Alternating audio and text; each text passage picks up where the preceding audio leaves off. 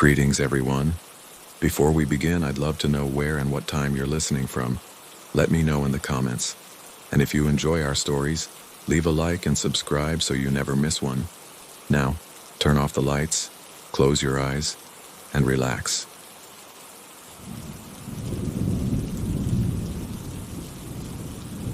My name is Rosendo. I'm 58 years old, and I've spent the last 23 of them working as an attendant at the morgue in Our Lady of Perpetual Help Regional Hospital. It's a job most people wouldn't do for double the pay.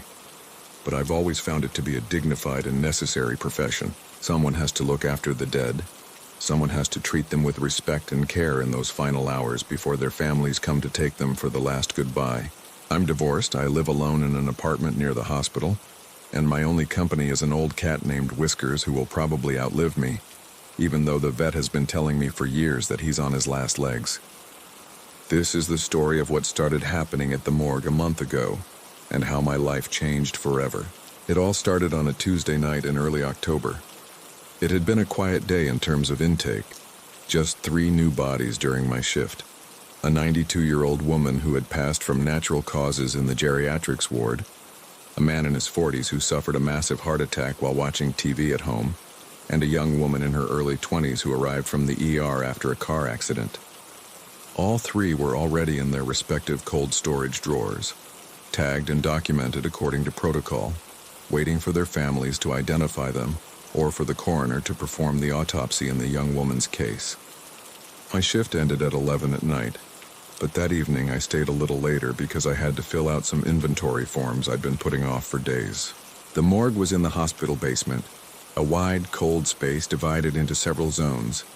The main room where we handled intake and basic prep, the autopsy room with its stainless steel tables and floor drains, the hallway of cold storage lockers where we stored the bodies, and a small office where we attendants did paperwork and kept our things. I was in the office typing numbers into a computer that had to be at least 15 years old when I heard the first noise. It was a metallic sound, like a steel tray hitting the floor, and it was clearly coming from the autopsy room at the end of the hall. I sat still for a few seconds, listening intently, wondering if someone had come in without me noticing. But access to the morgue was controlled by a keypad door, and I hadn't heard the beep that sounded every time someone punched in the code. I got up from the chair and walked toward the autopsy room, flicking on the hallway lights as I went. The hospital at night was a strangely silent place, very different from the constant bustle filling it during the day. There was only the hum of the fluorescents, the distant purr of the ventilation system, and my own footsteps echoing against the floor tiles. I reached the autopsy room door and opened it, expecting to find some explanation for the noise I'd heard. Maybe one of the instrument trays had fallen off a shelf. Maybe a rat had gotten in through a vent and knocked something over. Things like that happened from time to time in a building this old. But when I turned on the autopsy room light, I didn't see any tray on the floor or any rats scurrying between the tables. Everything seemed exactly as I had left it hours before. The tables empty and gleaming, the instruments organized in their trays, the glass cabinets with chemical products perfectly aligned. Everything except one thing. The door to cold storage drawer number 3 was open. Not wide open, but ajar, leaving a gap of about 4 inches through which the cold air from inside was escaping. That shouldn't be possible. The storage doors had an airtight latch system that prevented them from opening accidentally. You had to pull a specific lever to release them, and I was absolutely sure I had closed them all correctly after loading the bodies. I approached drawer 3 feeling an uncomfortable prickle on the back of my neck. That primitive sensation warning you that something isn't right, even if you can't identify exactly what it is. Drawer 3 was where I had placed the heart attack victim, a heavy-set man with gray hair whose paperwork identified him as Fermín Aguirre, who had died at 4 in the afternoon while watching a cooking show in his living room. I grabbed the door handle and pulled it fully open, bracing myself mentally to see Fermín Aguirre's body on the tray where I had left it hours earlier. But the tray was empty. I stood paralyzed for several seconds, staring at the empty space where a 180-pound corpse should have been. The white sheet I had covered the body with was there, crumpled and pushed to the side as if someone had gotten up from under it. The ID tag I had tied to his big toe was on the floor of the tray, the string broken as if it had been ripped off with force. The first thought that popped into my head was that someone was playing a very sick joke on me. Maybe one of my day shift co-workers had hidden somewhere waiting for me to be alone to scare me. But even as I thought it, I knew it made no sense. My co-workers weren't the pranking type, and besides, no one in their right mind would hide a corpse just for a laugh. The second thought was that maybe the man wasn't really dead when they brought him in. There had been cases, very rare but documented, of people declared dead by mistake, who woke up in morgues or even coffins before burial. Lazarus syndrome, some doctors called it. Maybe Fermin Aguirre had suffered catalepsy that fooled the ER doctors and had woken up inside the cold storage, confused and terrified, and managed to walk out on his own. But that didn't make sense either. If a 180-pound man had gotten up from a cold storage tray and started walking around the morgue, I would have heard him from the office. He would have screamed, called out to someone, done something to alert me to his presence. And besides, where was he now? The morgue wasn't that big. There weren't many places to hide. I left the autopsy room and started searching the morgue, turning on every light and checking every corner. I checked the office, the bathrooms, the cleaning supply closet. I even looked under the intake tables in case the supposedly resurrected man had hidden there in a panic. But I found nothing, and no one. The morgue was completely empty except for me and the other two bodies still in their lockers, exactly where I had left them. Fermin Aguirre had disappeared. I called security and told them what had happened, or at least what I thought had happened. The guard on duty, a young guy named Danny, whom I always liked because he treated the morgue staff with the same respect as the rest of the personnel, came down in less than 5 minutes with a look on his face like he didn't understand a word I was saying. We reviewed the morgue security cameras together, rewinding the footage to the moment I had put Fermin Aguirre's body in drawer 3. What we saw on the recording made no sense. The security camera clearly showed me opening the door to drawer 3, sliding in the tray with the sheet-covered body, and closing the door, ensuring it was sealed tight. Then it showed me walking out of frame toward the office, and for the next 2 hours, absolutely nothing happened. Just the static image of the row of cold storage doors. And then, at 10:43 at night, the footage filled with static. It wasn't a total signal loss, but something subtler. Horizontal lines crossing the screen and distorting the view underneath. It lasted exactly 4 minutes and 12 seconds, and when the static cleared, the door to drawer 3 was ajar. Danny and I looked at each other, not knowing what to say. He suggested maybe there had been a power surge that affected the camera and the lock, and in that time lapse, someone had come in and taken the body, but hospital logs showed no power outages that night. And besides, the morgue security system had battery backup precisely to prevent recording interruptions. We called the police because we didn't know what else to do. The disappearance of a corpse from a hospital was a serious matter that could have legal implications for everyone, from the doctors who certified the death to the poor attendant who was the last to see the body. The officers who came took statements, reviewed the footage, asked questions about security protocols and possible alternative access points to the morgue. They found nothing to explain what had happened and eventually left, telling me they'd keep the case open and let me know if there were any developments. There were no developments.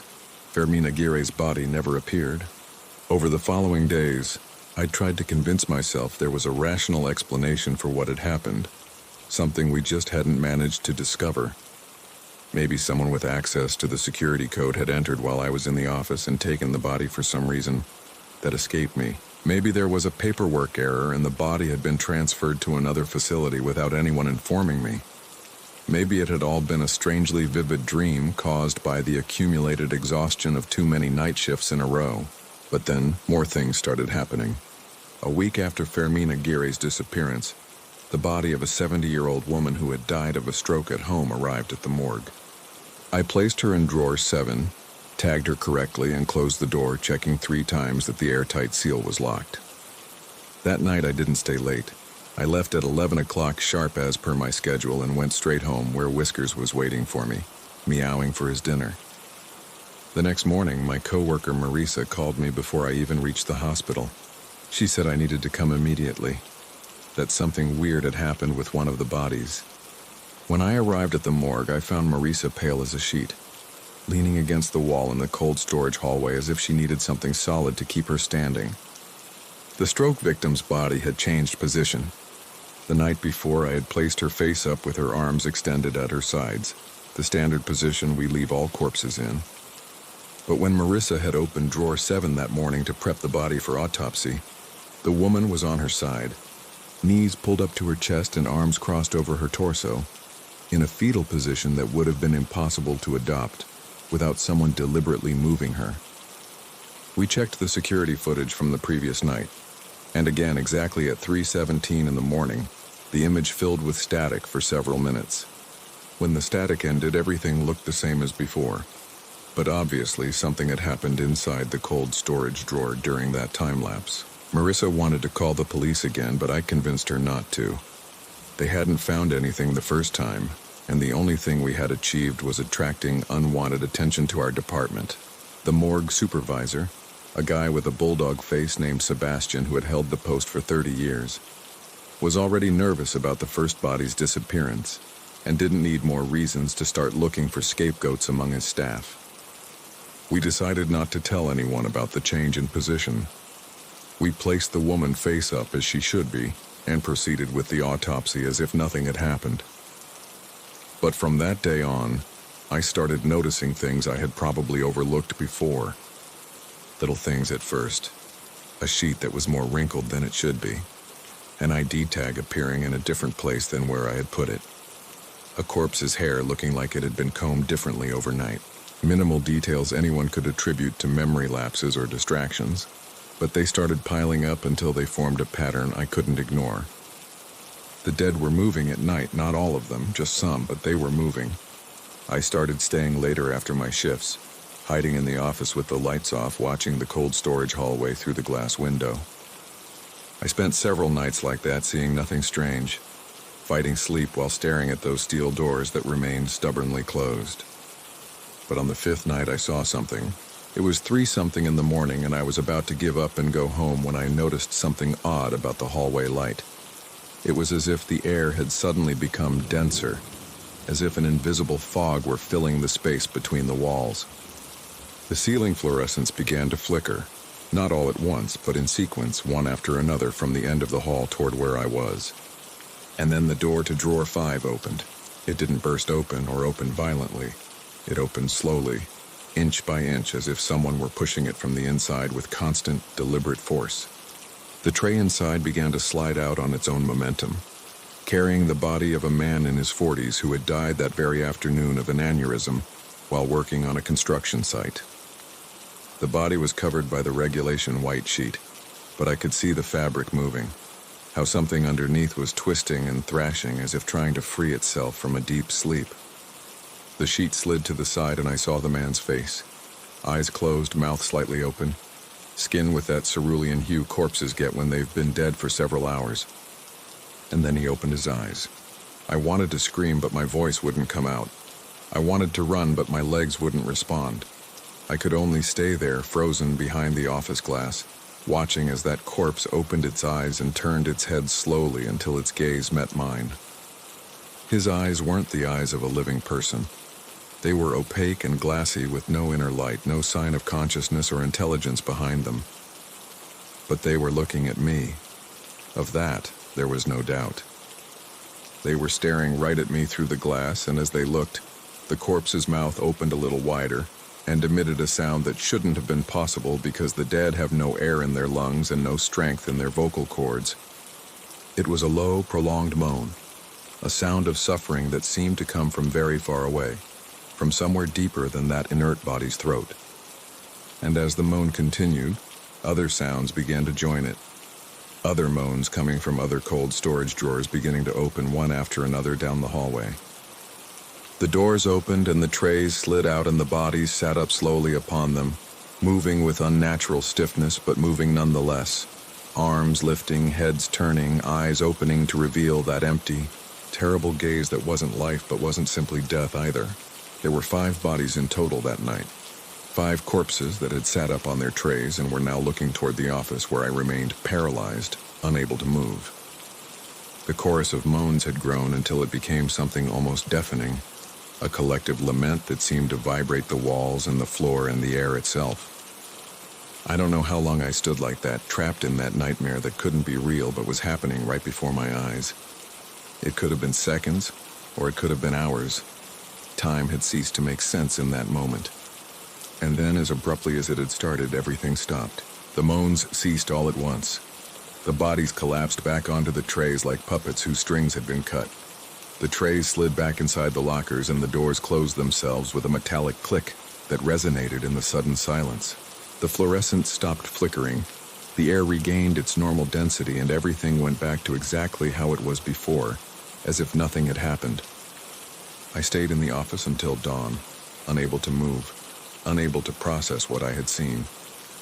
When daylight began to filter through the tiny basement windows, I finally managed to get up from the chair and walk to the cold storage hallway. I opened every single door I had seen open during the night and checked the bodies one by one. Everyone was exactly as they should be. Face up, arms at sides, sheets perfectly placed, tags in place. There was no sign they had moved, no proof of what I had witnessed hours before. But I knew what I had seen, and I knew I couldn't keep ignoring it. Over the next few days, I dedicated myself to researching everything I could about the morgue and the hospital.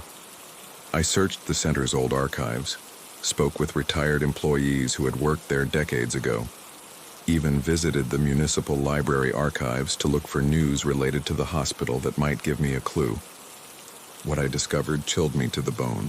Our Lady of Perpetual Help Regional Hospital had been built in 1934 on the grounds of an old estate belonging to a wealthy local family. But before the family bought those grounds in the late 19th century, the place had another use.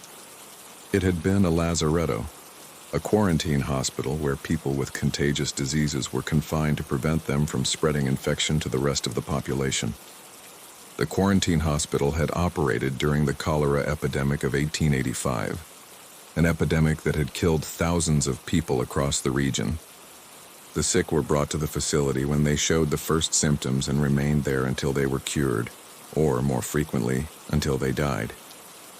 Conditions inside the quarantine ward were appalling according to the documents I found. Extreme overcrowding, lack of hygiene, shortage of food and medicine. The sick died by the dozen every day, and their bodies were buried hastily in mass graves dug in the surrounding grounds. But that wasn't the worst part. The worst part was what happened when the epidemic began to subside, and the authorities decided to close the facility.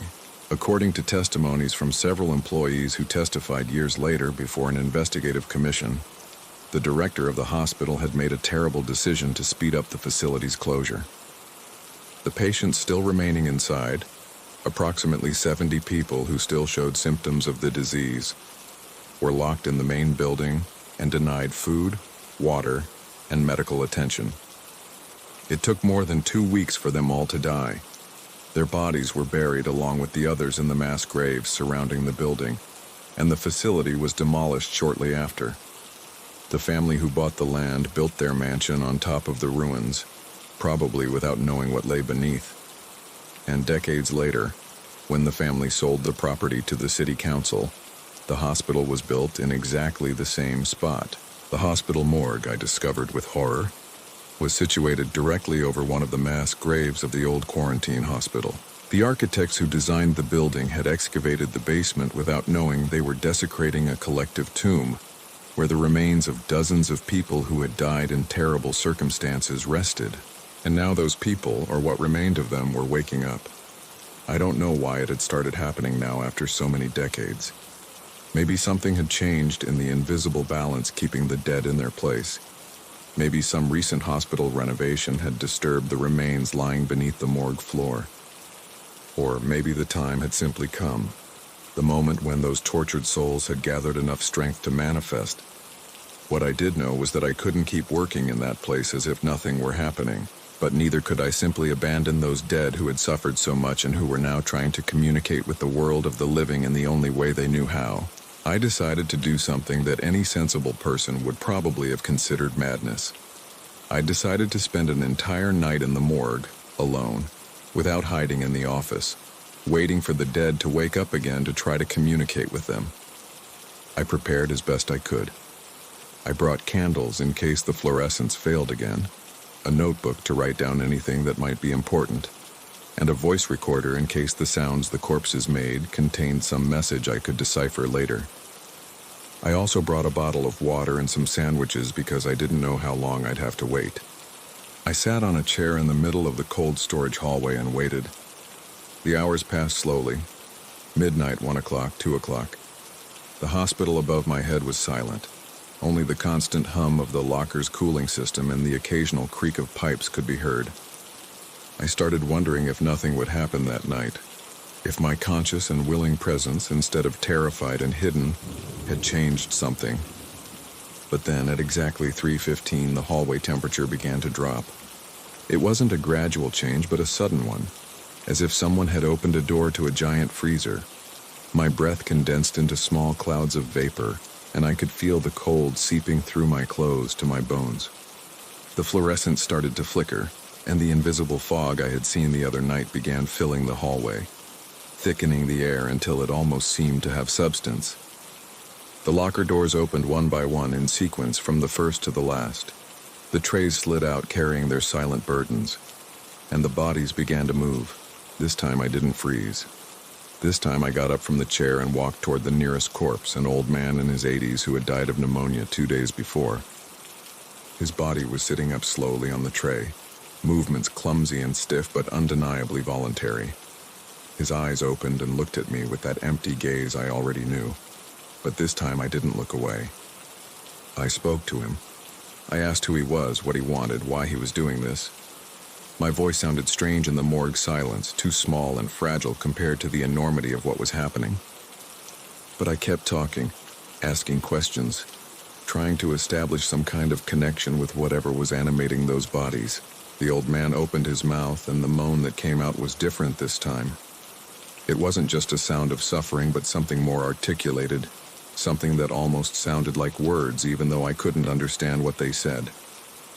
The other bodies joined the chorus, and for a few seconds, the morgue filled with a confused murmur of voices, all speaking at once in a language that wasn't exactly Spanish, but wasn't completely incomprehensible either.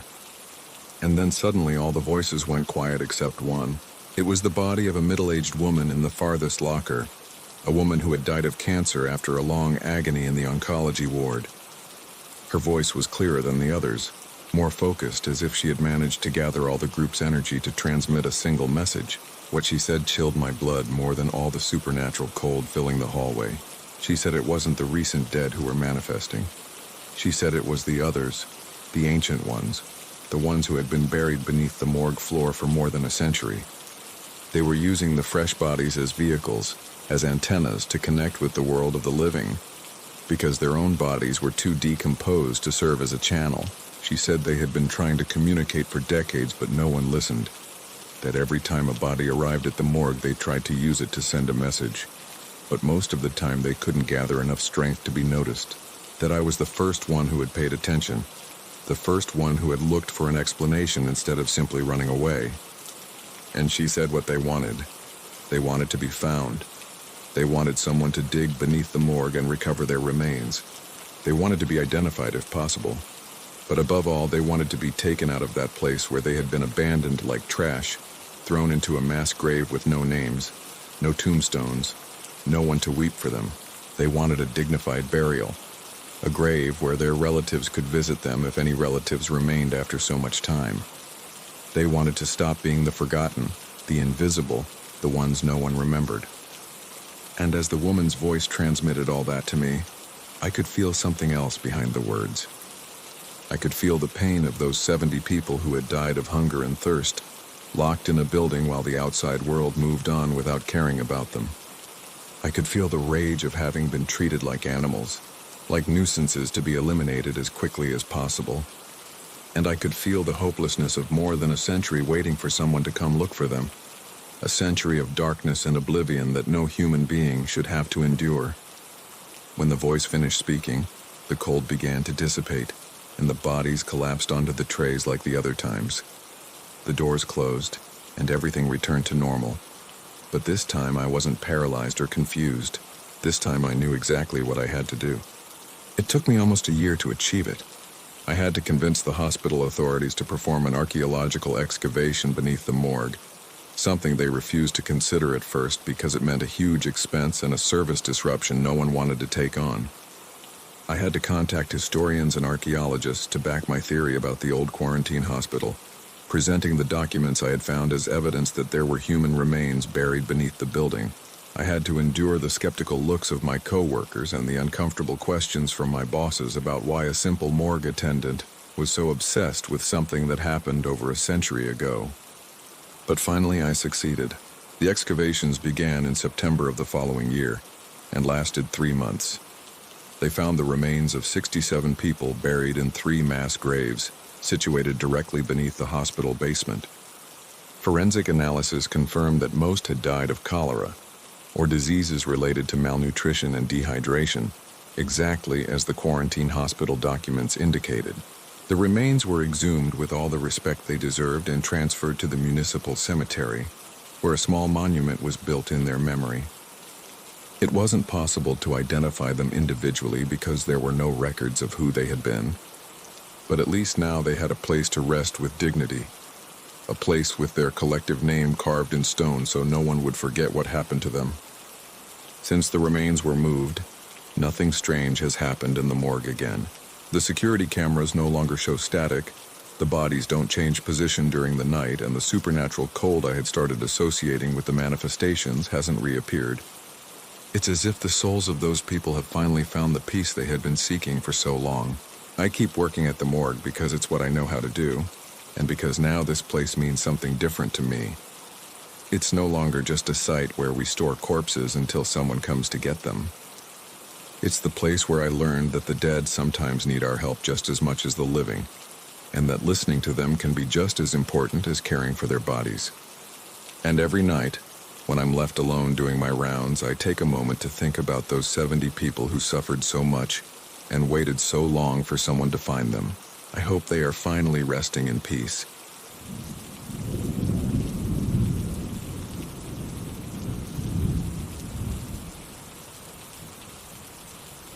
There are calls that change your life forever, and there are calls you should never answer. The one I received that November night belonged to the second category, although I didn't know it until it was too late. Until I had already started the car and driven for 2 hours on empty roads toward a house where no one should be waiting for me, because the only person who had lived there had been dead for 3 years and buried in the town cemetery. My name is Adrian. I'm 52 years old, and this is the story of how I lost everything I thought I knew about death and about what lies on the other side. The phone rang at 3:15 in the morning on an ordinary Wednesday. I was fast asleep in my apartment in the city, alone as I had been since my wife left me 5 years ago, and the sound of the phone vibrating on the nightstand ripped me from a dream I don't remember. I looked at the screen with eyes still half closed, expecting to see the number of a coworker, with an emergency or perhaps a wrong number from some drunk who had misdialed. But what I saw on the screen left me completely paralyzed. The name appearing was Mom. I stared at those 3 letters for several seconds while the phone kept vibrating in my hand, unable to process what I was seeing. My mother had died 3 years ago of a cancer that took her in barely 6 months from diagnosis. I myself had organized her funeral, emptied her house, packed her things in boxes I still hadn't had the courage to open. Her phone number had been canceled weeks after her death, and the line reassigned to someone else. There was no possible way my mother was calling me at 3 in the morning, and yet there was her name on my screen, blinking with every vibration as if daring me to answer. I picked up without thinking, moved by an impulse I couldn't explain then and still can't explain now. For a few seconds I only heard static, that white noise phone lines make when the connection is bad or when the call comes from very far away. But then, emerging from the noise like a voice arriving from the bottom of a well, I heard something that made every hair on my body stand on end. It was my mother's voice. It wasn't a recording or an imitation or anything that could be confused with something else. It was her exact voice with her particular tone and her way of pronouncing words and that town accent she had never lost, despite living in the city for decades. It was the voice that had sung lullabies to me when I was a child. The voice that had scolded me when I made mischief. The voice that had told me she loved me for the last time in that hospital room where she faded away while I held her hand. "Adrian?" She said my name with that intonation only she used, lengthening the first syllable as if it were a caress. "Adrian, you have to come. You have to come home. I'm waiting for you, son. Hurry." I wanted to say something, but the words got stuck in my throat. I wanted to ask how it was possible. I wanted to say she was dead. I wanted to scream that this couldn't be happening. But before I could articulate a single syllable, the call cut off, and I was left with the phone pressed to my ear, listening to the silence, trembling from head to toe in the darkness of my bedroom. I told myself it had been a dream, that I was still asleep, and this was one of those nightmares so vivid they seem real. I pinched my arm hard enough to leave a mark, and the pain confirmed I was completely awake. I checked the call log on my phone, and there it was. An incoming call at 3:16 in the morning from the contact saved as Mom. Duration 23 seconds. I tried to call back, but an automated voice informed me the dialed number did not exist. I didn't go back to sleep that night. I sat on the edge of the bed, staring at the phone, waiting for it to ring again, wishing and fearing in equal parts that it would. When dawn broke, I made myself a coffee I could barely drink and went to work as if nothing had happened, telling myself it had probably been some kind of technical error, some glitch in the phone network producing a ghost call with an old number. Things like that happened sometimes. I had read about it in some internet article. There was no reason to worry. But deep down I knew it hadn't been an error. Deep down I knew I had heard my mother's voice asking me to go see her. The second call arrived exactly 24 hours later. This time I was awake, sitting on the sofa in my apartment watching TV without paying attention to what was on, waiting without wanting to admit it for the phone to ring again. When it did at exactly 3:16, I felt a mixture of terror and relief I didn't know how to interpret. I looked at the screen, and there was my mother's name again, glowing in the dark. I answered on the second ring. The static was stronger this time, as if the connection had worsened, or as if whatever was on the other end of the line was further away than the previous night. But my mother's voice remained recognizable, emerging from the noise with a clarity contrasting with everything surrounding it. "Adrian, why haven't you come? I'm waiting for you, son. The house is very cold without you. Come home, Adrian. Come see me." This time I managed to speak. I asked her how it was possible she was calling me. I told her she was dead, that I had been at her funeral, that I had seen her coffin lowered into the earth. I asked her who she really was and what she wanted from me, but she didn't answer any of my questions. She just repeated the same thing she had said before with the exact same words, as if following a script from which she couldn't deviate. "Come home, Adrian. I'm waiting for you. Hurry." And then the call cut off just like the first time, leaving me alone with the silence and the echo of a voice that shouldn't exist. The calls continued over the following nights, always at the same time, always from the same number that didn't exist, always with the same message my supposed mother repeated over and over with small variations. Sometimes she told me she was cold and needed me to help her. Sometimes she told me she had left something important for me in the house and I had to go get it. Sometimes she simply repeated my name over and over with that particular intonation only she used, as if the mere fact of naming me was enough to compel me to go. I tried to ignore the calls. I turned off the phone before bed, left it in another room with the volume down, even locked it in a drawer. But nothing worked. At 3:16 in the morning, the phone rang no matter what I did, piercing walls and drawers and pillows as if the sound didn't obey the laws of physics, as if coming from a place where those laws had no meaning. On the fifth day, I started seriously considering doing what the voice asked. Not because I believed my mother was really calling me from beyond the grave. That was impossible. That contradicted everything I knew about how the world worked. But there was something in that voice, something in the way she pronounced my name that made me feel I had to go to the house, even if only to prove to myself there was no one waiting for me. That all this was some kind of elaborate prank or technological trick someone was using to drive me crazy. My mother's house was in a small town about 2 hours from the city, a place I hadn't returned to since the funeral. I had thought about selling it many times, but never gathered the courage to do so, as if letting go of it meant definitively accepting my mother was gone. So the house had remained empty for 3 years, accumulating dust and memories while I paid the taxes and minimum bills to keep it standing.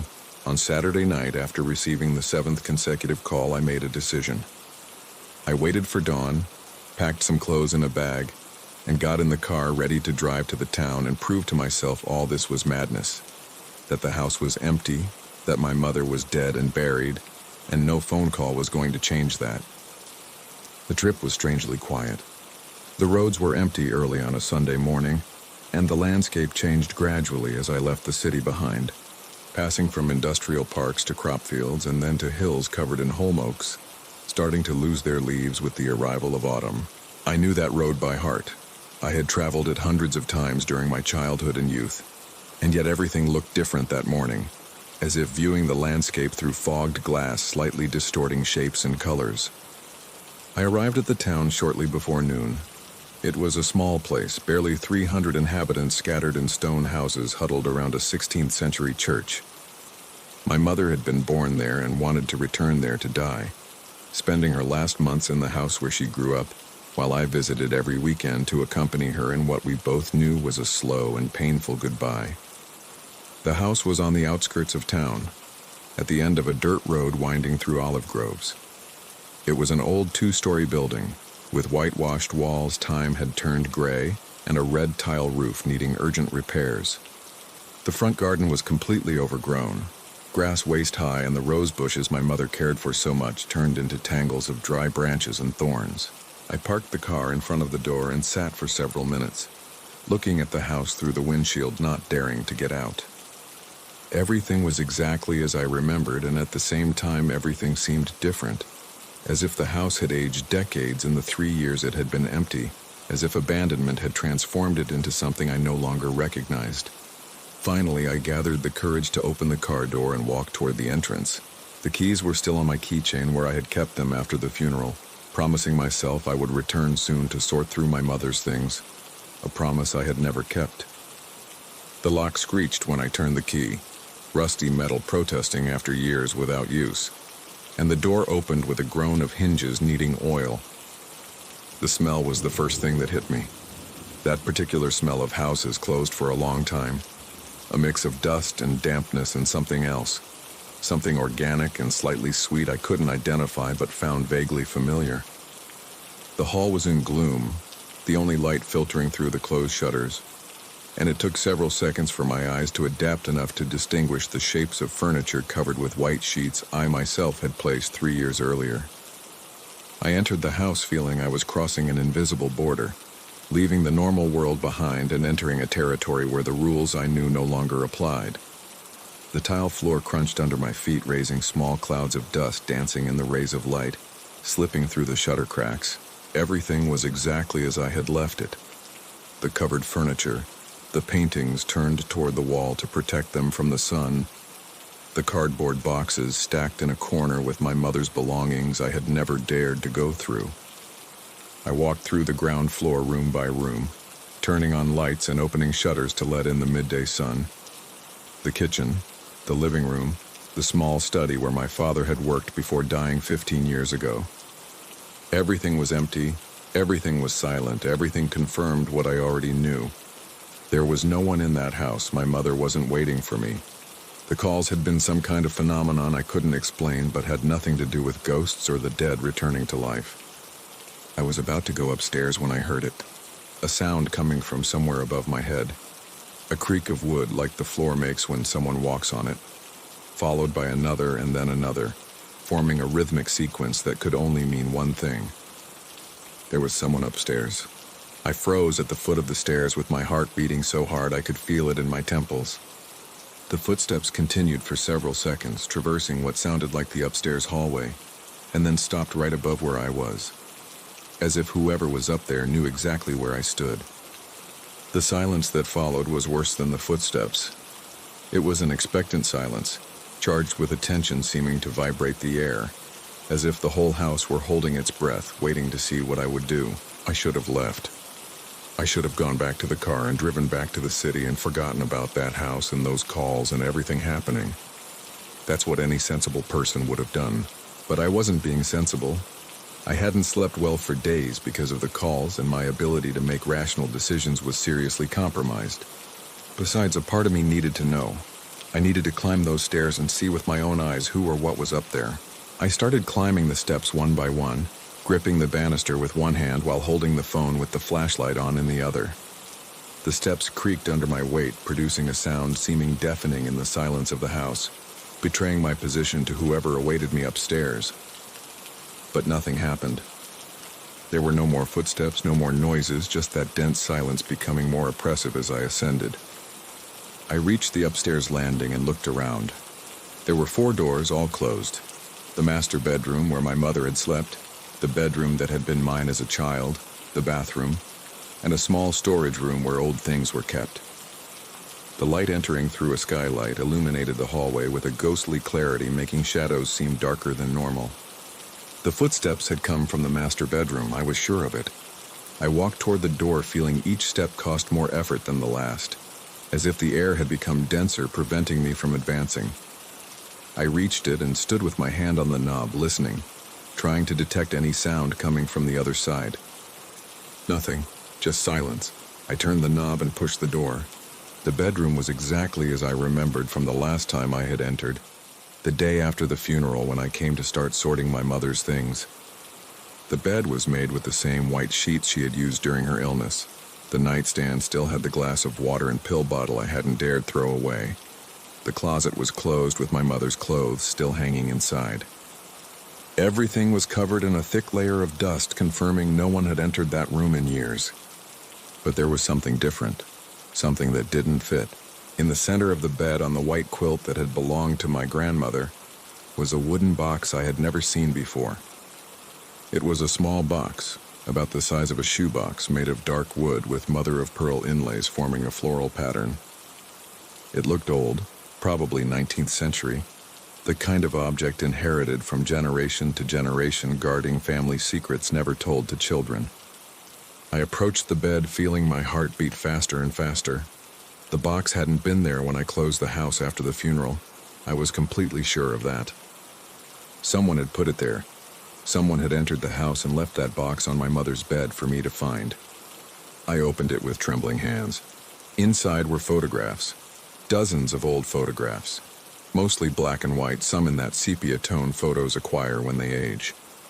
Photos of people I didn't recognize, posing stiffly for the camera with that serious expression people had in old photos. Photos of the house when it was new, with freshly whitewashed walls and perfectly tended garden. Photos of children playing in the field, women dressed in black, men with imposing mustaches and suits looking 2 sizes too big.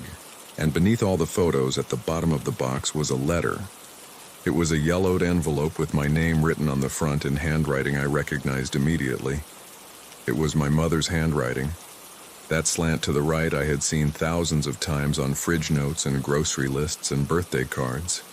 But the ink was faded and the paper brittle, as if the letter had been kept in that box for decades waiting for someone to find it. I opened the envelope, careful not to tear the paper, and took out the letter inside. "Dear Adrian," it began. "If you are reading this, it is because you have finally come home as I asked. I know the calls have scared you and I'm sorry, but it was the only way to get you to come. There are things you need to know, things I never told you when I was alive because I didn't know how, because I was afraid of how you would react." The letter continued for several pages, telling me a story that changed everything I thought I knew about my family.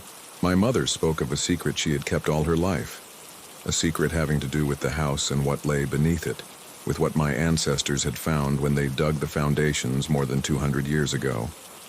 She spoke of a well in the basement, a well I didn't know existed because it had always been sealed and hidden behind a shelf. She spoke of what was at the bottom of that well, something my ancestors had promised to keep locked away in exchange for prosperity and long life, a pact renewed generation after generation without anyone daring to break it. And she spoke of me, of how I was the last of the line, the only one left to maintain the pact, of how now that she was dead, it was my responsibility to go down to the basement, open the well, and renew the agreement my family had maintained for 2 centuries. "If you don't do it," the letter said in its final lines, What is down there will come looking for you. It has already started to do so. That's why I could call you. Every night passing without you renewing the pact, it gets stronger, and soon it will be strong enough to leave the well without help. You have to come, Adrian. You have to go down to the basement and do what it asks. It is the only way to survive. The letter ended with the same words I had heard on the phone for 7 nights in a row. Come home, Adrian, I'm waiting for you. But this time I understood what they meant. It wasn't my mother waiting for me. It was what was in the well.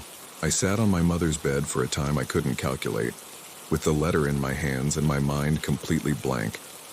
Everything I thought I knew about my family, about my history, about who I was, had just collapsed like a house of cards. And the worst part was that a part of me, a part I didn't want to acknowledge, knew the letter spoke the truth. I knew there was something in the basement, something that had been calling me since my mother died, something not going to stop until I went down to meet it. The basement door was in the kitchen, behind a curtain my mother had always kept closed. I had gone down there as a child a couple of times, but I only remembered a dark, damp space full of old junk. Nothing special, nothing suggesting a hidden well behind a shelf. I pulled back the curtain and opened the door. A blast of cold, damp air hit my face, bringing with it that smell I had noticed upon entering the house, but multiplied by 100. A sweet, organic smell I now recognized as the smell of something rotten, of something dead decomposing in the darkness for a long time. I went down the basement stairs, lighting the way with my phone flashlight. The space was bigger than I remembered, or perhaps my childhood memory had made it seem smaller. The walls were unclad stone, damp and covered in mold stains, forming patterns seeming almost deliberate. The floor was packed earth crunching under my feet with a sound reminding me of breaking bones. The shelf was at the back, exactly where the letter said it would be. It was a large, heavy piece of furniture full of preserve jars and rusty tools, looking like it hadn't moved in decades. But when I approached, I saw marks on the floor, semicircular arcs in the dirt indicating the shelf had been moved many times, that someone had pushed it aside and put it back over and over for years. I pushed it with all my might, and the shelf slid to the side with surprising ease, revealing an opening in the stone wall leading to darkness so absolute my flashlight beam seemed absorbed by it. And in the center of that darkness, barely visible at the edge of the light's reach, was the well. It was a stone circle about 6 feet in diameter, with a low curb barely reaching knee height. It had no lid or protection, just that black opening going down into depths I couldn't see. The smell emanating from it was so intense I had to cover my nose with my jacket sleeve not to vomit. And then I heard it, a sound coming from inside the well. A sound not human but not animal either, something in between, something that shouldn't exist. It was like breathing, but wetter, heavier, as if whatever breathed had lungs full of liquid. And mixed with the breathing was something else, something it took me several seconds to identify. It was my mother's voice, but distorted, deformed, as if something were imitating it without really understanding how a human voice worked. Adrian, said the thing in the well with my mother's voice. You came. You finally came. Come down, son. Come down with me. We have so much to talk about. Something started climbing up the well walls. Something big and wet dragging itself toward the surface, producing a sucking sound that turned my stomach. I couldn't see what it was, but I could hear it getting closer. I could smell the stench intensifying with every second. I ran. I ran out of the basement, out of the house, out of the town, driving at a speed that shouldn't have been possible on those narrow, poorly paved roads. I didn't look back once because I knew if I did, I would see something peeking out the house window. Something with my mother's face, but a body that wasn't human. That was 2 weeks ago. Since then, the calls haven't stopped. They keep arriving every night at 3:16, but now the voice no longer sounds like my mother. It sounds like something trying to remember how my mother sounded, something slowly forgetting how to imitate a human being. And last night, for the first time, I heard something else on the call. Behind the voice, behind the static, I heard a sound I recognized immediately. It was the sound of something dragging itself. Something wet and heavy moving slowly but with determination. Something no longer in the well. This morning I found wet earth on the doormat of my apartment entrance. Black earth smelling of rot, of death, of a basement closed for centuries. And in the earth was a A print not from any animal I knew.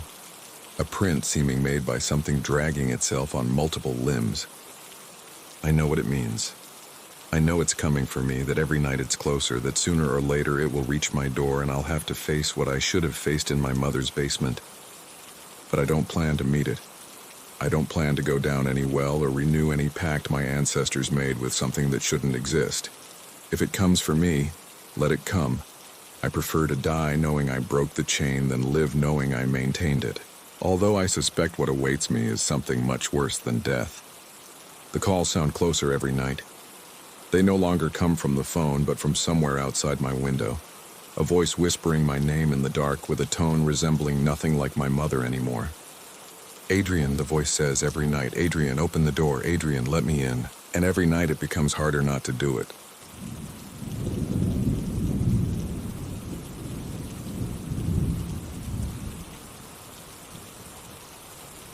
The fog started rolling into the valley 3 days before everything changed. It wasn't the usual autumn mist, that soft haze that caresses the rooftops and burns off with the first rays of sun. This was different. It crawled through the cobblestone streets like a living thing, thick and cold, so dense you could feel its weight on your skin. It swallowed sounds, distorted streetlights into ghostly halos, and left a metallic taste in your mouth that lingered for hours after you came inside. My name is Valentine, and I've lived my whole life in this town nestled between mountains that the rest of the world seems to have forgotten. It is a place where time flows differently, where ancestral traditions still mark the rhythm of the days, and where elders whisper stories by the fireplace that their grandparents told them. I always felt connected to this valley, to its ancient pine forests, to its freezing streams, to that feeling of belonging to something bigger and older than myself. But that fog brought something with it that transformed that connection into something else. Something darker. Something I still struggle to comprehend, even though it's etched into my very skin. The first signs were so subtle I dismissed them as coincidences. Objects appearing in places I didn't remember leaving them. House keys on the dining table when I swore I'd hung them on the hook by the door. Books on the shelf reorganized in an order I didn't recognize. My grandmother's wall clock, which hadn't worked in years, stopping at 3:33 every time I looked at it, regardless of the actual time. Shadows danced in the corner of my eye but vanished when I turned my head. Whispers seemed to filter through the walls, too low to distinguish words, but clear enough to know they were there. The creaking of floorboards upstairs when I knew with absolute certainty I was alone in the house. The smell of damp earth and something older appearing without explanation in rooms that had been closed for weeks. At first, I chalked it up to stress. I'd been working too much for months, sleeping little, neglecting everything that wasn't meeting the deadlines I imposed on myself. I was a freelance translator, specializing in technical documents and manuals no one read, and the assignments had piled up into a mountain of files threatening to crush me. Fatigue could explain a lot of things. The runaway imagination of someone who spends too many hours alone in front of a screen could explain the rest. But the events intensified with each passing day, until I could no longer deny that something was terribly wrong. One night, while reading in the living room with a cup of tea cooling on the side table, I felt something that made me look up from my book. It wasn't a sound or a specific movement, but a presence.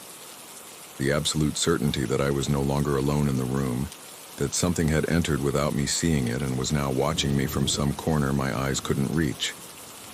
A cold that had nothing to do with the temperature ran down my spine. The air turned dense, hard to breathe, as if something were consuming it, as if an invisible mouth were sucking the oxygen out of the room. The floor lamp flickered once, twice, 3 times, casting shadows that stretched and contracted on the walls in shapes that corresponded to no object in the room. Shadows that seemed to have a will of their own, moving in directions that defied the physics of light. I looked around with my heart beating so hard I could feel it in my temples, but there was nothing visible. Just the darkness beyond the lamp's circle of light, the stillness of the air that a second before seemed to stir with something invisible, and that persistent sensation of being watched by eyes I couldn't see, but felt pinned to the back of my neck like ice pins. I got up from the sofa with a sharp movement, spilling tea on the rug, and turned on every light in the house. Every switch, every lamp, every bulb that worked. I went through the rooms one by one, opening closets, looking under beds, checking that windows were closed and doors secured. I found nothing. No intruder, no animal, no rational explanation for what I had felt. I didn't sleep that night. I sat on the sofa with all the lights on, with a kitchen knife on the table that I knew would be useless against whatever had invaded my home, waiting for dawn like a castaway waits to see land on the horizon. And when the grayish light of day finally filtered through the windows, I convinced myself it had been my imagination. That fatigue and loneliness were playing tricks on me, that there was nothing to worry about. Then the dreams started. The first was confusing, fragmentary, as dreams we forget upon waking usually are. But there were images that burned into my memory with a clarity that disturbed me for days. Images that returned to my mind at the most unexpected moments. While I was eating or working or trying to concentrate on anything other than the horror I had witnessed while sleeping, hooded figures gathered in a forest clearing, their faces hidden under hoods of dark fabric that absorbed the moonlight like miniature black holes. A circle of moss-covered stones and symbols I didn't recognize but somehow understood, as if a part of me that had remained dormant all my life knew exactly what they meant.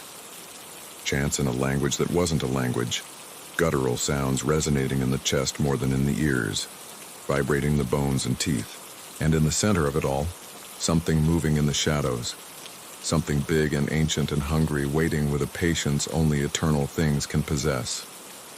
I woke up soaked in sweat, heart racing, with the certainty that what I had seen wasn't an ordinary dream. It was a memory, not mine, but not entirely alien either. As if someone had planted those images in my mind while I slept, like seeds that would germinate when the time was right.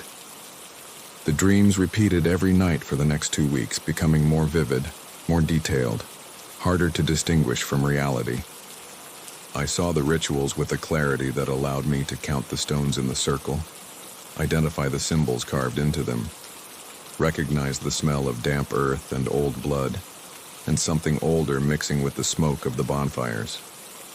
I saw the hooded figures move with an unnatural synchrony, their bodies swaying to the rhythm of the chants like puppets pulled by a single hand. And I saw the thing in the shadows get a little closer every night, its form becoming more defined with each dream, until I started to distinguish outlines my mind refused to process, but could no longer ignore. Every morning I woke up more exhausted than the last, feeling like I hadn't slept at all but had spent hours in that forest clearing, witnessing things no human being should witness. The line between sleep and wakefulness began to blur, and there were moments during the day when I wasn't sure if what I saw was real or a continuation of the nightmares. Shadows moving in places where there shouldn't be shadows. Faces appearing in damp stains on the walls. Voices whispering my name from empty rooms. I tried to seek help. I called the town doctor, an older man named Ernesto who had treated me since I was a child, and described my symptoms without mentioning the most disturbing details. He prescribed sleeping pills and recommended I cut down on coffee and screen time. The pills didn't work. If anything, the dreams became more intense when I took them, as if the chemistry supposed to suppress my brain activity was doing exactly the opposite. That was when I found the book. I was cleaning the attic, a task I had postponed for years and undertook in a desperate attempt to keep my mind occupied on something other than the dreams. The attic was a chaos of stacked boxes, furniture covered with sheets and objects that had belonged to generations of my family.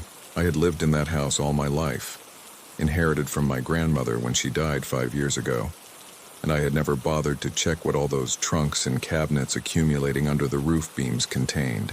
The book was at the bottom of a wooden chest I didn't remember seeing before. The chest itself looked ancient, with wrought iron hardware and a lock rusted to uselessness. I opened it with effort, prying it with a screwdriver until the lid gave way with a creak of old wood. The volume I found inside was large, bound in dark leather that time had turned brittle, with yellowed pages that crackled when touched as if protesting being disturbed after decades of neglect. It had no visible title on the cover, just a symbol embossed in the leather that I recognized with a chill running through my entire body. It was the same symbol I had seen on the stones in the circle in my dreams. a spiral curving in on itself, surrounded by what looked like flames or twisted roots. I opened it with hands trembling more than I cared to admit. The pages were handwritten in a tight, ancient script I struggled to decipher. The language was Spanish, but archaic Spanish, full of expressions and turns of phrase that had fallen out of use centuries ago. There were illustrations interspersed with the text, detailed drawings of creatures belonging to no known mythology, geometric symbols of a complexity that hurt the eyes if you looked at them too long, maps of places appearing on no modern cartography, but which I vaguely recognized as representations of the valley where I was born, and there were descriptions of rituals, pages and pages dedicated to ceremonies that had to be performed on specific dates, in specific places, with specific participants. The details were so precise they seemed like instructions more than stories, manuals to summon something the text simply called the Ancient One, an entity whose description occupied an entire chapter and left me unable to sleep for 3 nights straight after reading it. I spent days absorbed in that book, neglecting work, forgetting to eat, reading until my eyes burned and the words began to blur on the pages. And the more I read, the more connections I found with my dreams, with the strange events plaguing my house since the fog began, with the stories my grandmother used to tell me when I was a child that I had dismissed as scary tales. The book spoke of a cult that had existed in this valley since time immemorial, a group of devotees worshiping an entity older than known gods, something that had inhabited these mountains before the first humans arrived to populate them. The cult had been persecuted and supposedly eradicated centuries ago, but the book suggested it had never fully disappeared, that its members had simply learned to hide, to blend in with the population, to pass their knowledge from generation to generation, waiting for the moment when the Ancient One could be awakened. And that moment, according to the book, was determined by a confluence of astronomical and telluric factors occurring once every 150 years. The last time had been in the mid-19th century, and the book's records described what had happened then in detail that turned my stomach. The next time would be now, this autumn, this week, perhaps this very night. I slammed the book shut, raising a cloud of centuries-old dust. My first instinct was to burn it, destroy those cursed pages, and pretend I had never found them. I lit the living room fireplace with that purpose, building the flames until they roared strong enough to consume anything I threw at them. But when I held the book over the fire, something stopped me. It wasn't a physical force, it wasn't a voice speaking to me. It was something subtler, a feeling that destroying that knowledge would be an irreparable mistake, that I needed to know more before making any decision. I decided to investigate. I spent the following days in the small-town library, a stone building next to the church housing historical archives dating back centuries. The librarian, a gray-haired woman named Constanza who must have been around 70, watched me with curiosity when I asked for access to the oldest records, but asked no questions. She led me to a damp basement where documents rarely consulted were kept, and left me alone among shelves of worm-eaten wood and cardboard boxes smelling of old paper and oblivion. I found veiled references to the cult in ecclesiastical documents speaking of heresies and pagan practices that had to be eradicated with fire and iron. I found records of trials against people accused of witchcraft, whose testimonies described rituals matching what I had read in the book. I found lists of names, entire families executed or banished for their alleged participation in diabolical ceremonies, their properties confiscated, their descendants marked with the stigma of heresy for generations. And I found my family's name among them. Not everyone had been punished. The documents mentioned that some members of the Aldecoa family, my mother's maiden name, had managed to escape persecution, hide under false identities, reintegrate into the community when inquisitorial fervor calmed. And those survivors, according to marginal notes someone had added to the documents centuries later, had continued the tradition in secret, passing knowledge from parents to children, guarding objects and texts that would allow them to continue their mission when the time was right. The book I had found in the attic wasn't a forgotten relic. It was an inheritance, a legacy my grandmother had left me without my knowing, waiting for me to discover it when the signs indicated the moment was approaching. That night, Walking home from the library with a head full of questions I didn't know how to answer, I saw something that made me stop in the middle of the street. The fog was thicker than ever, so dense I could barely see the streetlights a few yards away. But through that white haze, I distinguished figures. Human silhouettes moving between the houses, gliding from shadow to shadow with a fluidity that didn't seem natural. I counted them as I walked, one by the bakery, another in front of the pharmacy, 3 more at the corner of the square. All motionless now, all oriented toward me, all watching me with an attention I could feel like a physical weight on my shoulders.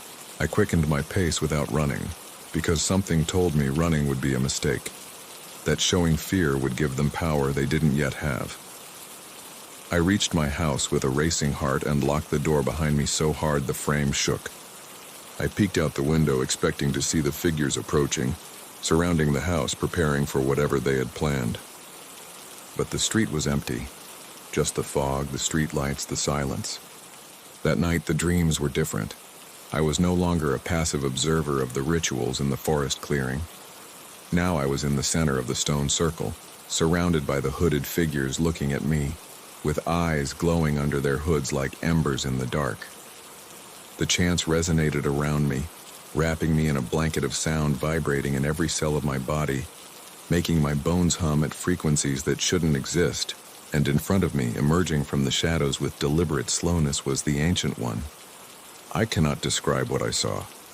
Human language was not designed to contain those forms, those geometries defying perception, those colors existing in no known spectrum.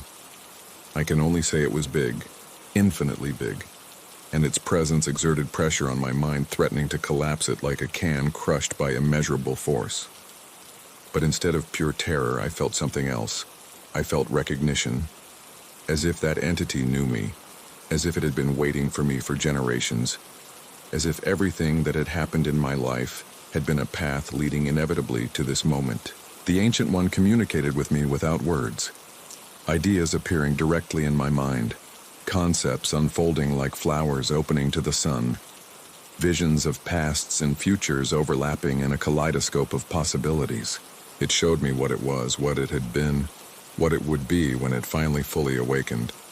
It showed me the role my family had played over the centuries, the sacrifices they had made, the unshakable faith they had maintained even when the world persecuted them and burned them in bonfires that couldn't destroy what they truly were. And it showed me what it expected of me. I woke with the dawn, but this time there was no sweat or terror. There was a strange calm, a clarity I had never experienced before, as if an inner fog I didn't know existed had suddenly dissipated. I knew what I had to do. I knew where I had to go. I knew the moment had arrived and refusing was no longer an option. I dressed in warm clothes and left the house toward the forest. The fog enveloped me instantly, but I no longer found it threatening. It was a guide, a path of whiteness leading me where I needed to be. I walked for hours, entering parts of the forest I didn't know, following trails appearing on no map but which my feet found effortlessly, as if I had walked that path hundreds of times in lives I didn't remember. The circle of stones was exactly where the dreams had shown me it would be. It was smaller than I had imagined, barely 30 feet in diameter, with granite stones covered in lichen and moss rising like broken teeth against the gray sky. The symbols carved into them glowed with a faint luminescence having nothing to do with daylight, pulsing gently as if the stones themselves had a heart. I wasn't alone. The hooded figures emerged from the trees one by one until forming a circle around the stones. I couldn't see their faces, but I didn't need to. I knew who they were. I had seen them in the library, in the old photos decorating the townhouses, in the faces of neighbors greeting me every morning when I went out to buy bread. They were shopkeepers and farmers, teachers and doctors, elders remembering better times and young people dreaming of the future. Normal people who had kept a secret for generations that was now about to be revealed. One of the figures stepped forward and lowered his hood. It was Ernesto, the doctor who had prescribed me sleeping pills just a few weeks ago. His face was serene, almost beatific, and when he spoke, his voice had a resonance not entirely human. "We have waited for you, Valentine.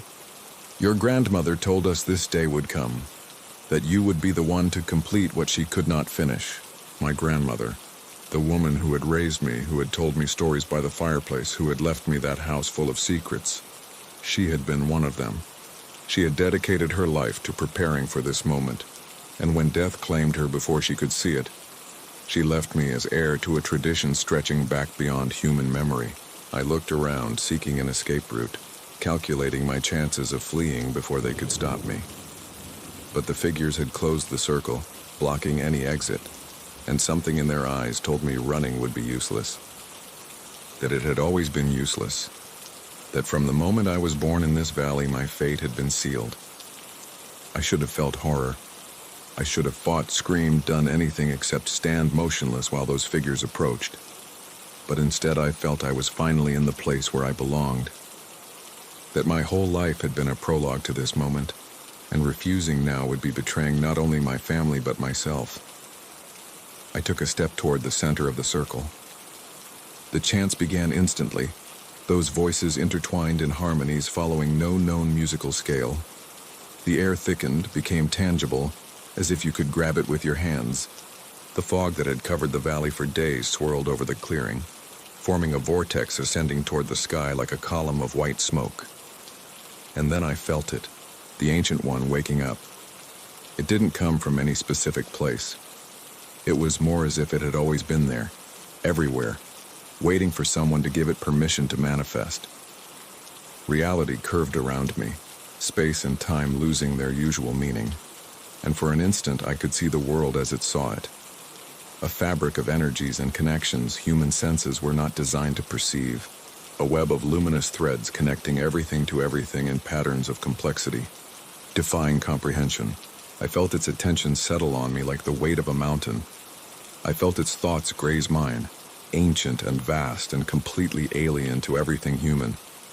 And I felt something of it enter me, fuse with my essence, transform me into something no longer entirely what I had been.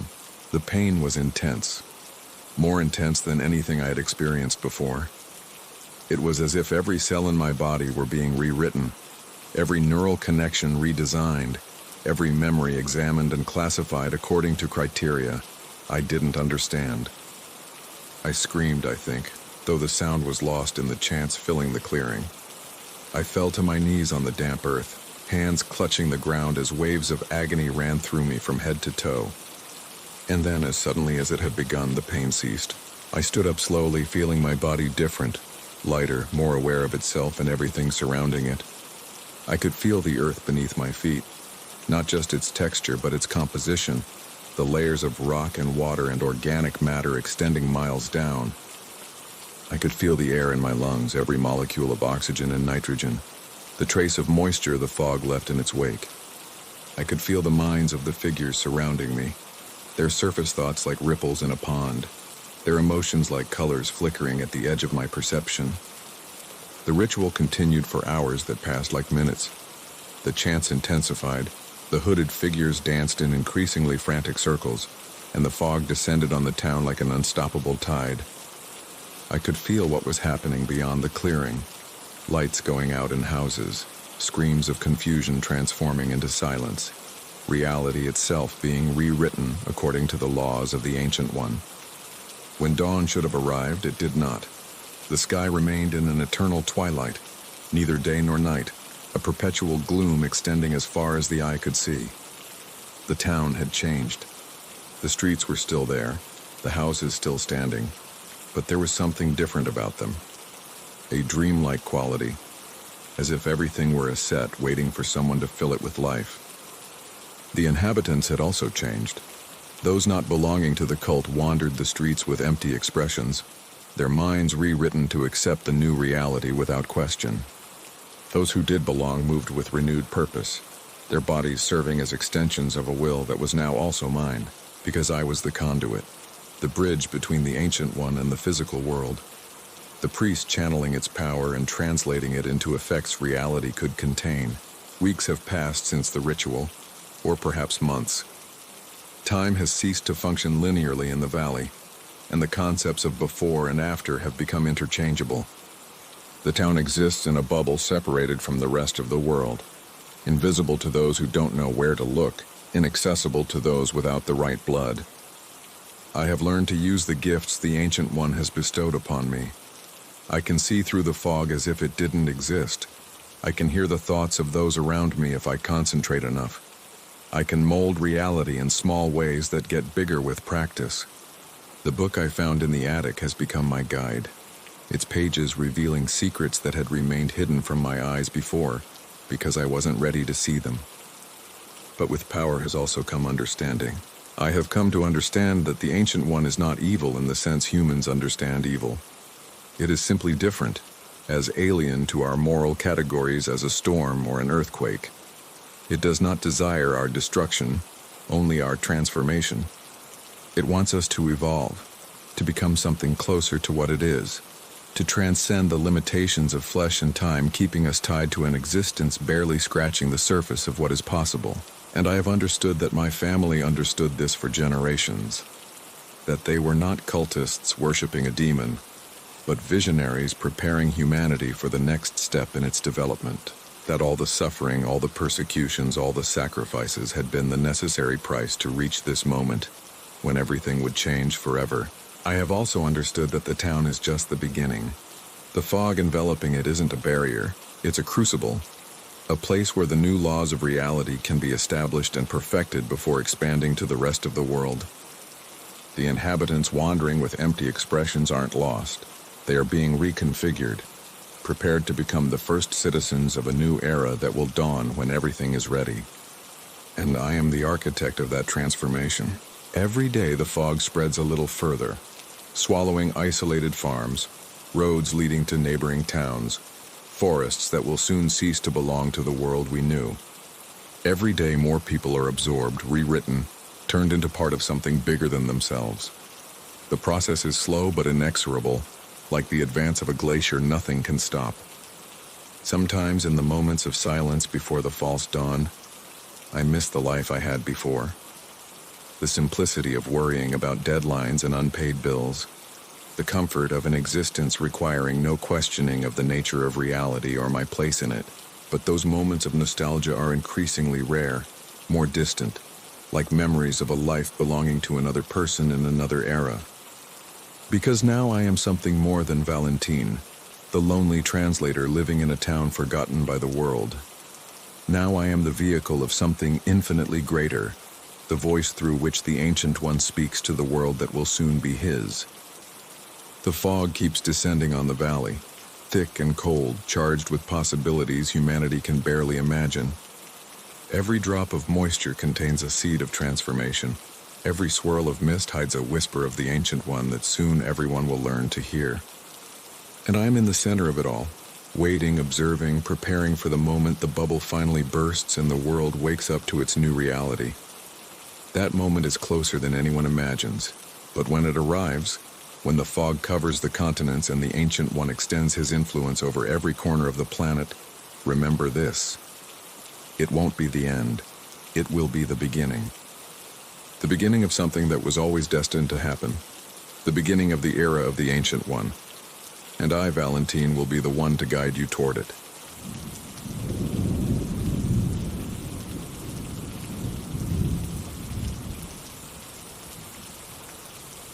My name is Leandro.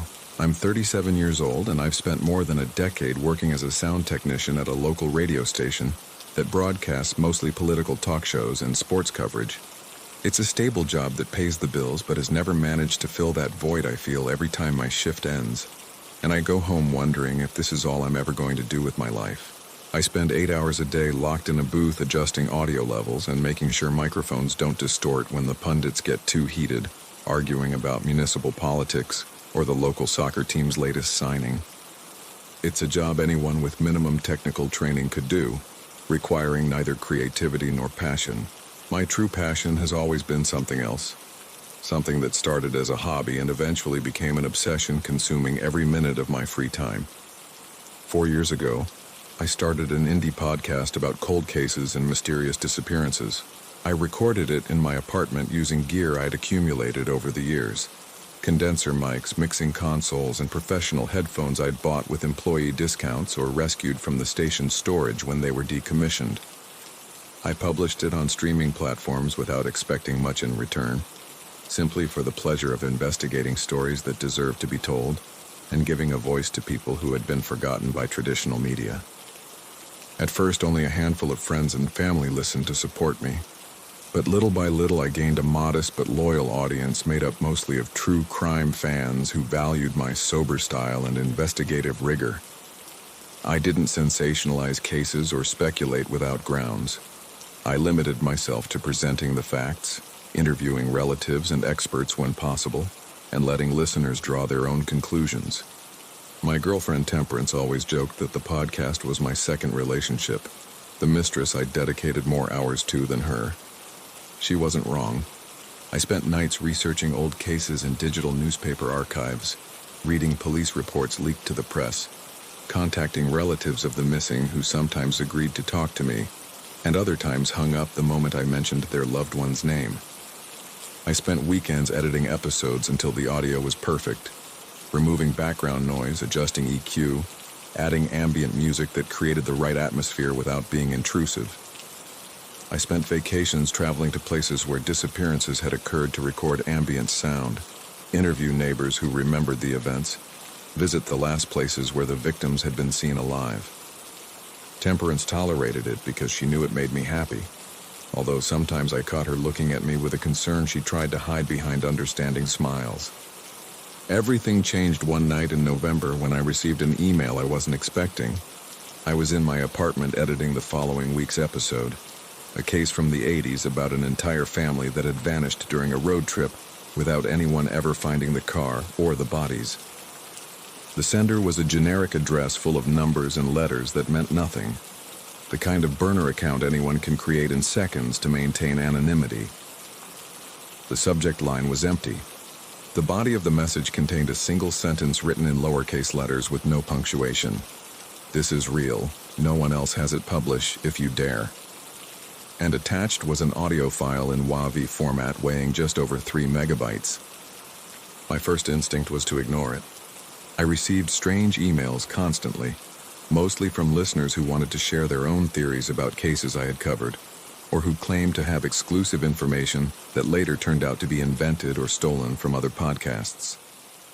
I had received fake confessions from supposed serial killers, doctored recordings of ghosts that turned out to be sound effects downloaded from the internet, documents promising to reveal government conspiracies that were nothing more than paranoid delusions, written with bad spelling. But something about the simplicity of the message intrigued me enough to download the file and play it on my professional headphones. Those headphones that allowed me to hear every nuance of sound with a clarity that was sometimes unsettling. What I heard made me stop playback after a few seconds and rip the headphones off as if they were burning. It was a woman's voice, young, judging by the tone, speaking in barely audible whispers. You could tell she was trying not to make noise, that every word cost her an enormous effort of containment because she feared someone or something might hear her. The audio had that compressed quality of recordings made with a cell phone, with a background of static and environmental noises suggesting a small, enclosed space, perhaps a closet or a storage room or some corner, where she had hidden seeking refuge from something chasing her. I put the headphones back on and listened to the full recording with my heart beating in my temples so hard, I feared the sound of my own pulse would interfere with what I was hearing. The woman said her name was Karina, that she was 28 years old and that she worked as a nurse at a private rehab clinic. She said she had been hiding in the storage room of her house for 2 days, daring not to leave because something had entered her apartment and hadn't left. She didn't know what it was. She couldn't see it because every time she tried to look directly at where she felt its presence, there was nothing visible, just empty air and normal shadows. But she could feel it moving through the rooms at any hour of the day or night. She could hear its footsteps dragging on the living room parquet with a slow and patient rhythm. She could perceive its presence on the other side of the storage room door like a mass of darkness, pulsing with an energy that froze her blood and made her want to scream, even though she knew screaming would be useless. Her voice cracked as she spoke, moving from contained fear to absolute terror when she described how she had tried to call emergency services, but her phone couldn't get a connection, even though the signal bars indicated it should work perfectly.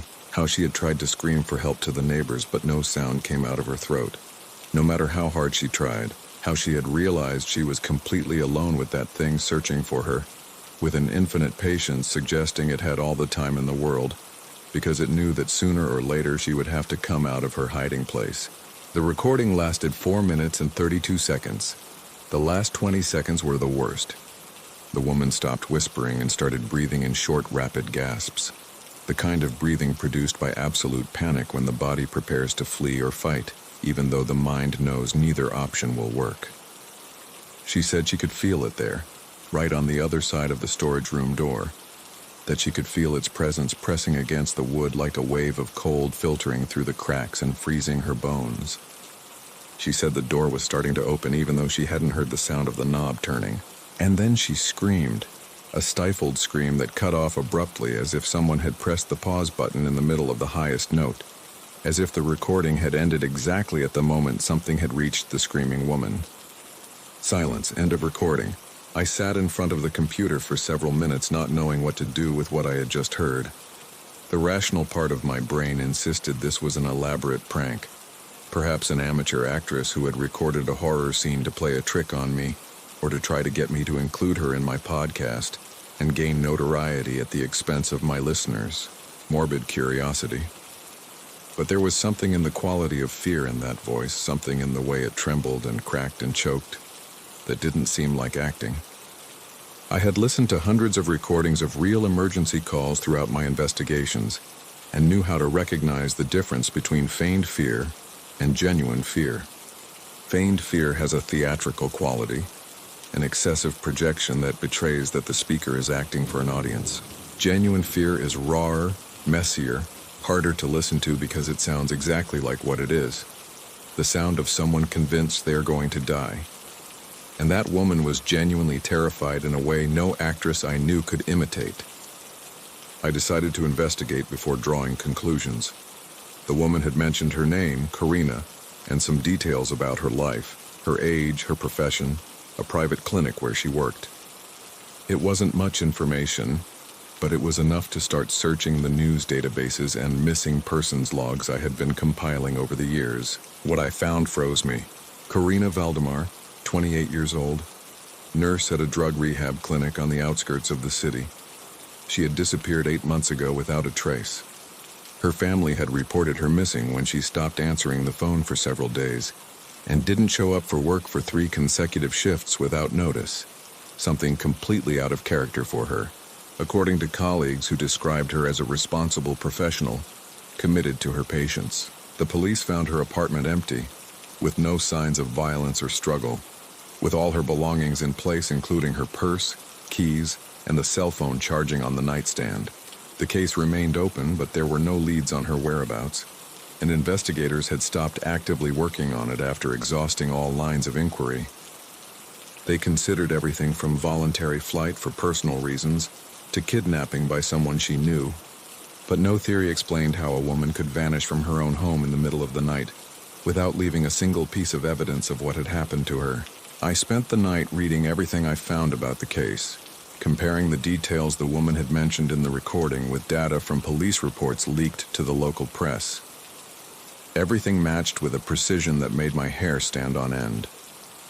The name, the age, the profession, the clinic where she worked. Even the description of the apartment with its parquet floor and the storage room where she kept suitcases and out-of-season clothes. Whoever had recorded that audio knew details only Karina Valdemar could know. Details that hadn't appeared in any media outlet, and that investigators had kept secret precisely to verify the authenticity of any information they received. The next morning I replied to the anonymous email asking who they were and how they had obtained the recording. I asked if they had more information about Karina Valdemar, if they knew what had happened to her, if they could put me in touch with someone who knew something about her disappearance. I received no answer. The email wasn't returned as undelivered, but I got no reply no matter how much I refreshed my inbox over the following days. I waited 3 days before making a decision that would change my life forever.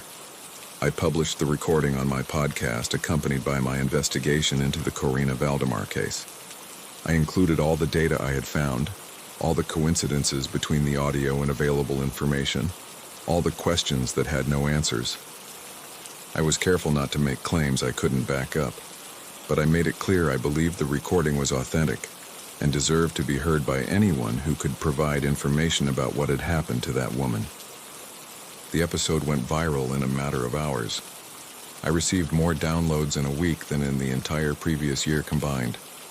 Media outlets started contacting me asking for interviews for their shows and articles. True crime forums exploded with theories about who had sent the recording and what it meant, from rational explanations like a stalker who had recorded his victim to paranormal theories speaking of supernatural phenomena and entities feeding on fear. Karina Valdemar's family issued a statement asking for respect for their pain, but also thanking someone for keeping their daughter's memory alive and asking anyone with information to contact the police. And then more emails started arriving.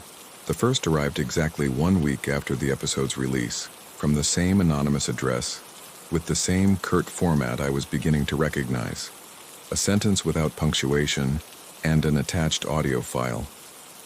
This time the recording was of a man named Dermot, describing in a broken voice how something had followed him home after work, how he could see it in the corner of his eye every time he turned his head, but it disappeared as soon as he tried to look at it directly, how he knew with a certainty he couldn't explain that it was only a matter of time before it stopped hiding and revealed itself completely. I investigated Dermot Castellanos with the same meticulousness with which I had investigated Karina, and discovered he had disappeared 3 years ago while walking to his car in the parking lot of the accounting firm where he had worked for over a decade. Security cameras showed him crossing the parking lot normally, waving to a colleague also leaving at that time, walking between rows of cars until he went out of frame behind a white van. He never reached his car. He was never seen again. The van turned out to belong to a maintenance employee who had an alibi and knew nothing about the disappearance. The second email arrived 4 days later. Another recording, another terrified voice, another unsolved disappearance. This time it was a teenager named Mireya who had disappeared during a school field trip 5 years ago. In the recording, she described how she had wandered away from the group to take a picture of a bird she had seen perched on a branch, and how, upon turning around, she had seen something among the trees. Something that shouldn't be there. Something looking at her with eyes that weren't eyes from a face that wasn't a face. The third email arrived 2 days after the second. The fourth arrived the next day.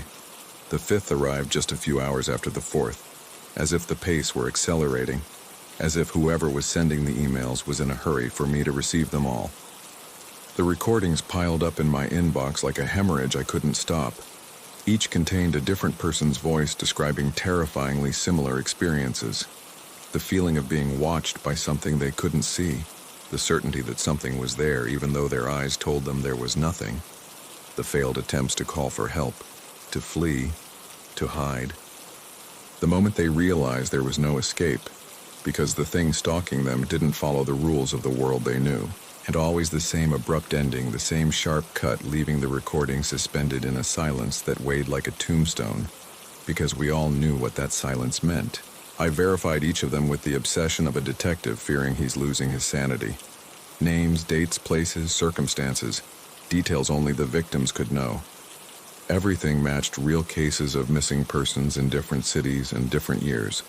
Some had disappeared recently, others hadn't been seen for decades. Some were famous cases that had appeared in national newspapers and generated massive searches. Others were disappearances that had barely received media attention, because the victims were people with no family to claim them, or no resources to keep the investigation alive. But they all shared a common element. Police reports didn't mention because investigators hadn't found any connection between them. None had left any clue, any trace, any evidence of what had happened to them.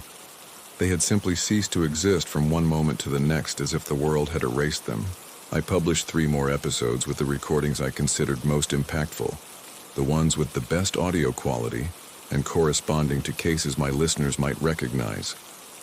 My audience multiplied exponentially, reaching figures I had never imagined possible for an indie podcast recorded in the living room of a rented apartment. I started receiving offers from TV networks wanting to adapt the podcast into a documentary format. Journalists from all over the country contacted me asking for exclusives and in-depth interviews. My name appeared in articles describing me as the man uncovering a network of connected disappearances the police had been unable to see for decades. But I also started noticing things I couldn't explain. The first time was the night I was walking home after dinner with Temperance at a restaurant near her apartment. I was walking down a street I knew perfectly, a street I had walked hundreds of times without paying attention because there was nothing on it worth remembering. But that night I felt someone was watching me from somewhere I couldn't identify. I stopped under a street lamp and looked around, searching for the source of that feeling. There was no one. The street lamps cast puddles of yellow light on the asphalt, wet from the afternoon rain, and the shadows between them were empty. The building entrances were closed, windows dark, parked cars motionless and silent. But the feeling persisted all the way to my front door, an invisible pressure on the back of my neck making me want to run, even though there was nothing visible to run from. The second time was in my own apartment. I woke up at 3 a.m. with the absolute certainty that there was someone else in the room. That primitive feeling humans have when another presence is near, even if we can't see or hear it. I turned on the bedside lamp and saw nothing out of the ordinary. Temperance was sleeping beside me with the calm breathing of someone who doesn't have nightmares or strange intuitions waking her in the middle of the night. The closet was closed, the bedroom door too, the curtains motionless because the window was shut. But when I turned off the light and closed my eyes trying to go back to sleep, I heard something that made me snap them open. A soft brushing sound, like fabric dragging on the hallway's wooden floor. A sound approaching slowly and stopping right on the other side of the bedroom door, as if whatever produced it was waiting for me to do something.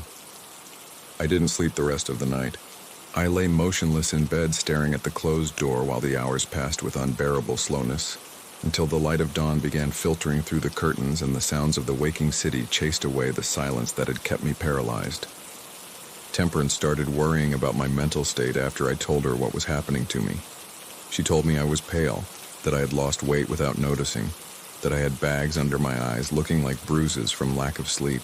She asked me to stop investigating, to turn the recordings over to the police and forget about that whole matter consuming me. She told me I was developing an unhealthy obsession, that I was seeing connections where there were none, that the noises and sensations I described were symptoms of anxiety and sleep deprivation, and not evidence of anything supernatural. I promised her I would stop soon, that I just needed to discover who was sending me the emails and why, that once I had those answers I could close the chapter and move on with my normal life. But we both knew I was lying. I couldn't stop. The recordings called to me with a force I couldn't resist, as if every terrified voice were a thread dragging me toward some place of no return. And then the last email arrived. It appeared in my inbox at 3:17 in the morning on a Tuesday in December. I was awake because I almost never managed to sleep more than 2 or 3 hours straight before something woke me, whether a real or imagined noise or simply the feeling I wasn't alone in the room. Temperance had gone back to her apartment a few days ago, because she said my insomnia was affecting her too, and she needed rest to function at work.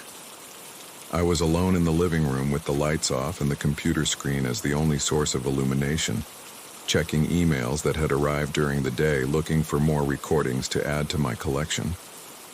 The email had the same format as all the previous ones, a sentence without punctuation and an attached file of a few megabytes. But this time, the sentence was different from all the ones I had received until then. It said, "This is you, listen to the end." I didn't understand what it meant until I downloaded the file and played it on my headphones and heard the voice coming out of them with a clarity that made me feel like I'd been gutted. It was my voice. I heard myself speaking in a tone I recognized immediately as the one I used when I was nervous.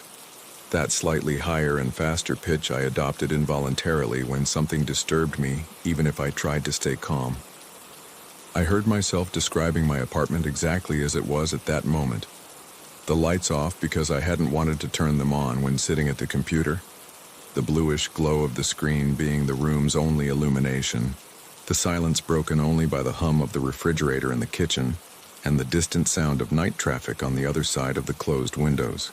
I heard myself saying I could feel something watching me from somewhere I couldn't identify, that there was a presence in the room that shouldn't be there, that I knew with irrational certainty that if I turned around I would see it behind me, waiting for the moment to act. The recording continued, with my voice becoming increasingly shaky, as I described how the living room temperature had dropped several degrees at once, how I could see my own breath condensing in front of my face in small white clouds that shouldn't exist in a centrally heated apartment, how the shadows in the corners of the room seemed denser than they should be, as if something were accumulating in them, waiting for the moment to come out. I heard myself saying I could hear something moving behind me, a sound like joints creaking, like bones resetting, like something unfolding after having been folded for a long time in a space too small for its true size. And then I heard myself scream, the same stifled scream I had heard in all the other recordings, the same abrupt cut leaving the audio suspended in silence. The same ending I knew meant the person screaming had ceased to exist the exact moment the sound was interrupted. I ripped off the headphones and spun around so fast I almost fell out of the chair, knocking it to the floor with a crash that resonated in the silence of the apartment. The living room was empty. The shadows were just shadows. There was nothing behind me except the wall with the shelf full of books I never read and records I no longer listened to. But it was cold. Very cold. A cold that made no sense because the heat was on and the thermostat read 70 degrees. And when I exhaled, trying to calm my agitated breathing, I could see my breath condensing into a small white cloud floating in front of my face before dissipating exactly as my voice had described in the recording. I tried to flee. I gathered some things in a backpack without thinking about what I was packing. Called Temperance, with fingers barely managing to dial her number to tell her I was heading to her house, and couldn't explain why, but needed to be with her. Left the apartment without looking back, slamming the door so hard I probably woke the neighbors. But the feeling of being watched followed me down the stairs I ran down. Through the lobby I crossed, pushing the door with my shoulder, down the empty street glowing under street lamps with a light that seemed dimmer than usual, as if something were absorbing part of its intensity. I walked faster and faster until I was running without knowing exactly what I was running from. Running because every cell in my body screamed at me not to stop, even though my mind couldn't identify any specific danger to escape from. I arrived at Temperance's apartment soaked in sweat despite the December night chill. I told her everything that had happened while she looked at me with a mix of concern and fear I couldn't interpret. Concern for my mental state and fear that what I was telling her might be real even though her rational side refused to accept it. She told me to stay with her that night and as many as I needed. To try to sleep even if just for a few hours, that in the morning we would think about what to do with all this. She made me some herbal tea I drank without tasting because my mouth was dry and my stomach knotted, and led me to bed where I lay looking at the ceiling unable to close my eyes. Because every time I tried I heard the echo of my own voice screaming in that impossible recording. I must have fallen asleep at some point because the next thing I remember is waking up with the gray light of dawn filtering through Temperance's bedroom curtains, and the sound of her calm breathing beside me.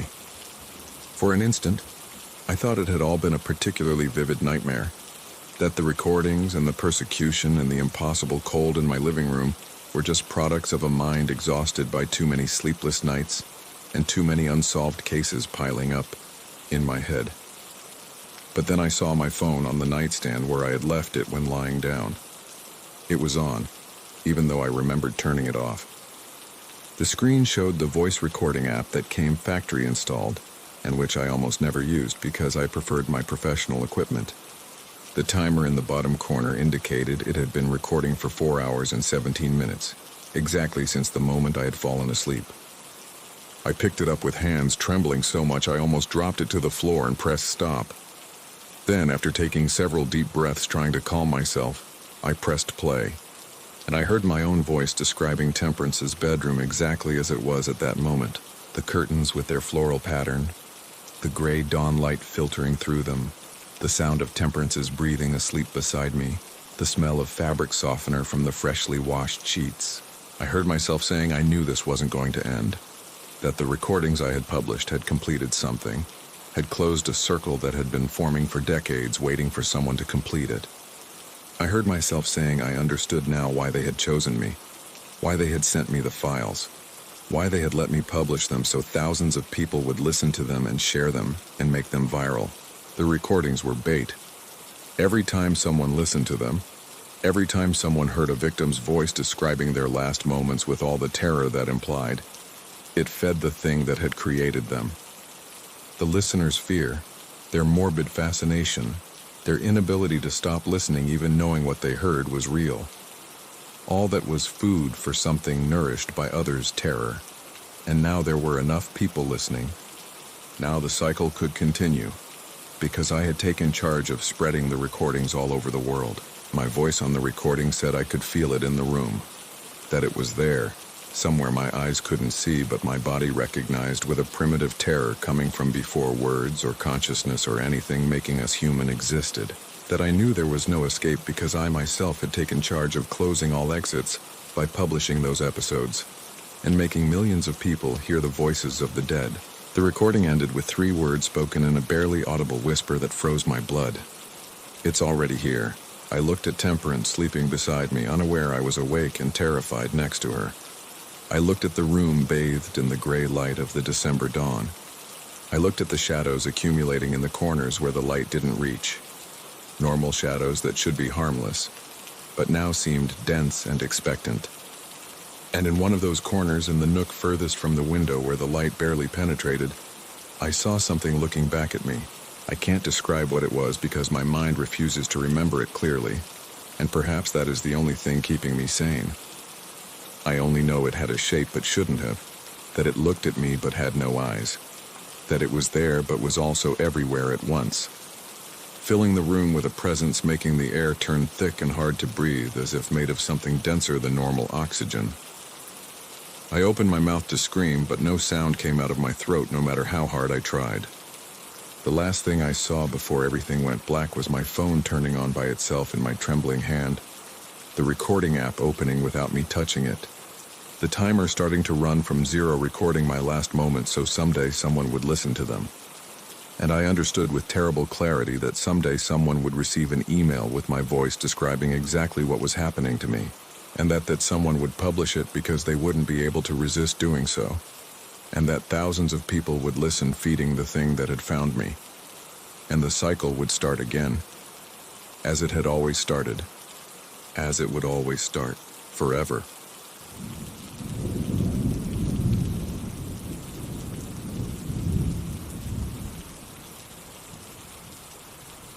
There are jobs that change the way you see the world, and then there are jobs that show you the world exactly as it is. Mine was one of the latter. I went in thinking it was just another administrative position, and I left knowing I had been part of something monstrous, even though there was never any blood or violence nor anything that could be reported in a court of law. My name is Alberto. I'm 41 years old, and for 18 months I worked as an administrator at the University General Hospital in a city whose name I prefer not to mention. This is the story of what I discovered in that windowless basement, where I spent nearly 2 years of my life validating files that weren't just papers, but death sentences disguised as bureaucracy. I got the job through a public employment offer after the company, where I'd spent 10 years closed without warning. I had been an accountant at a construction supply distributor, a job that wasn't exciting but gave me stability and paid the rent without stress. I spent 8 months unemployed before finding the position at the hospital. 8 months of uncertainty, sending out resumes no one answered, watching my savings evaporate week after week. The salary wasn't spectacular, but the conditions were good. A permanent contract from day one, reasonable hours from 8 to 3 with the possibility of overtime, 30 days of vacation a year. My task consisted of reviewing electronic medical records, validating that data had been entered correctly, and correcting inconsistencies before the files passed to the central archive of the regional health system. The first few months were exactly what I expected from an administrative job in public health care. I arrived at 8 in the morning sharp, clocked in at the entrance of the basement where our administration and archive department was located, walked down the stairs to a floor that never saw sunlight, sat in front of my computer in a windowless office lit only by fluorescents that buzzed constantly with that background noise. You eventually stop hearing consciously, but that accompanies you even in your dreams. and spent the next 7 hours reviewing electronic medical records appearing on my screen one after another, in an endless chain of lives reduced to codes and numbers and dates. Diagnosis codes that had to correspond exactly with treatments administered according to official ministry tables. Admission and discharge dates that had to match medical reports without a single day of discrepancy.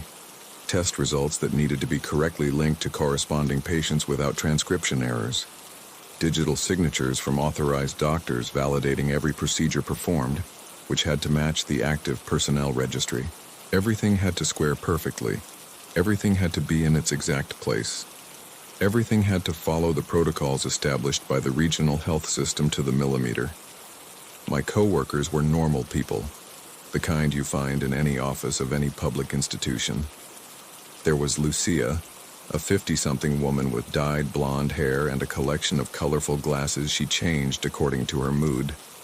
She had been doing the exact same job for 2 decades and had developed an almost supernatural ability to spot coding errors just by looking at the screen, as if the incorrect numbers jumped out at her in a way the rest of us took minutes to find.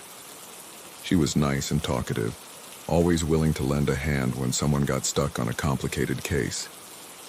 There was Fernando, a quiet guy about my age who always ate alone in the hospital cafeteria with a book in his hand and never participated in the trivial conversations filling the gaps between files.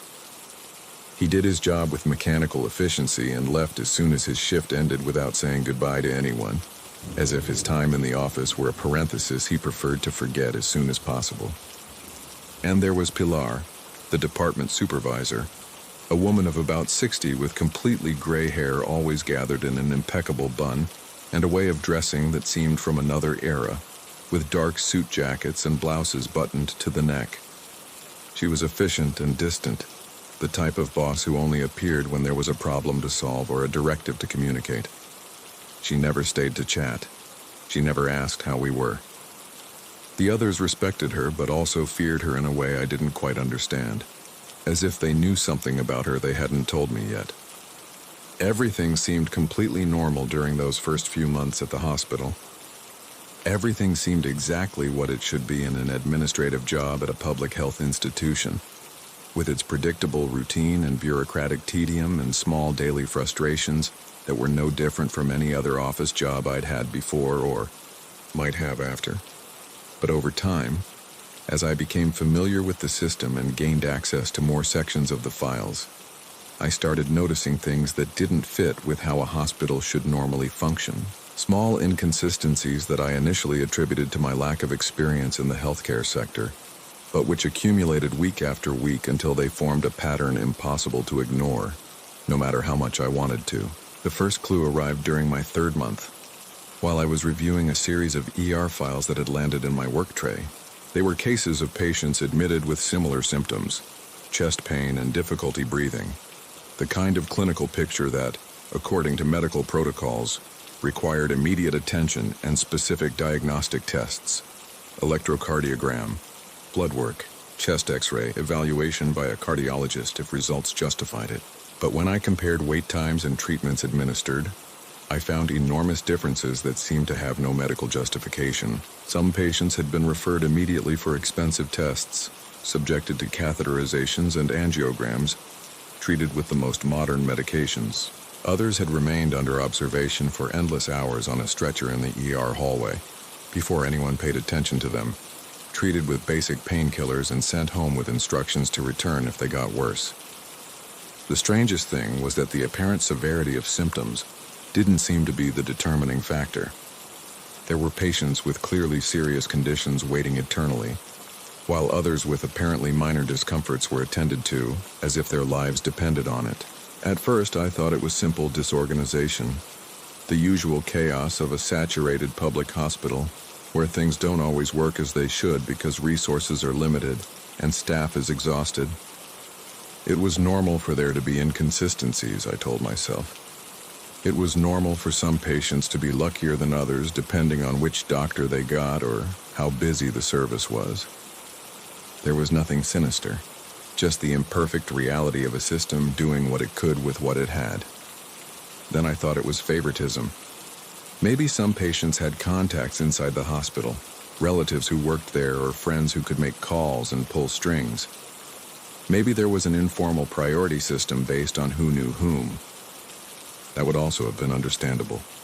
Petty corruption exists everywhere. It's part of how the real world works. But I was wrong on both counts. The truth was much worse. One night in late November, I stayed late working because I had a backlog of files Pilar had asked me to clear before the weekend. There had been a spike in admissions due to a flu outbreak that had collapsed the ER, and the department was overwhelmed. Pilar offered to pay me overtime, and I accepted because I needed the money. I was alone in the office from 8 in the evening on after Lucia and Fernando left, saying goodbye with tired gestures. The fluorescent light buzzed over my head, and the basement silence wrapped around me like a physical presence, making every keystroke sound too loud.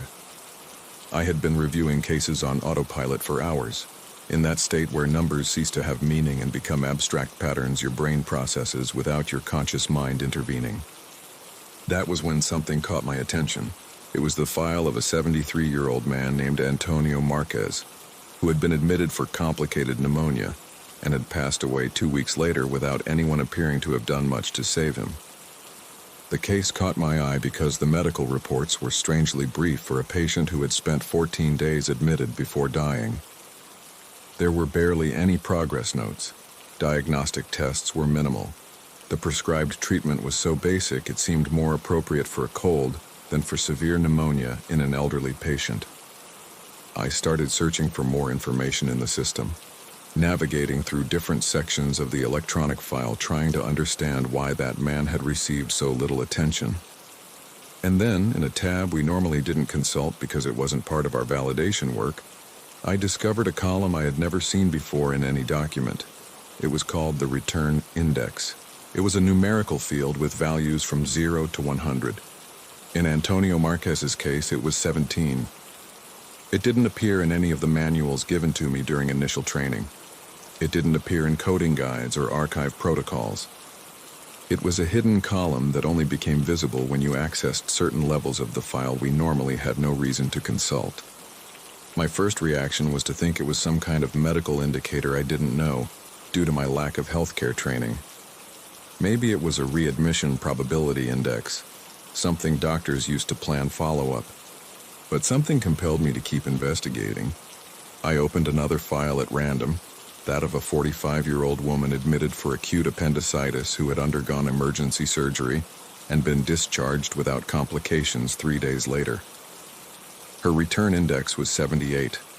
I opened another one, a 60-year-old man with acute myocardial infarction who had received intensive treatment with catheterization and stent placement and left the hospital in perfect condition. His index was 83.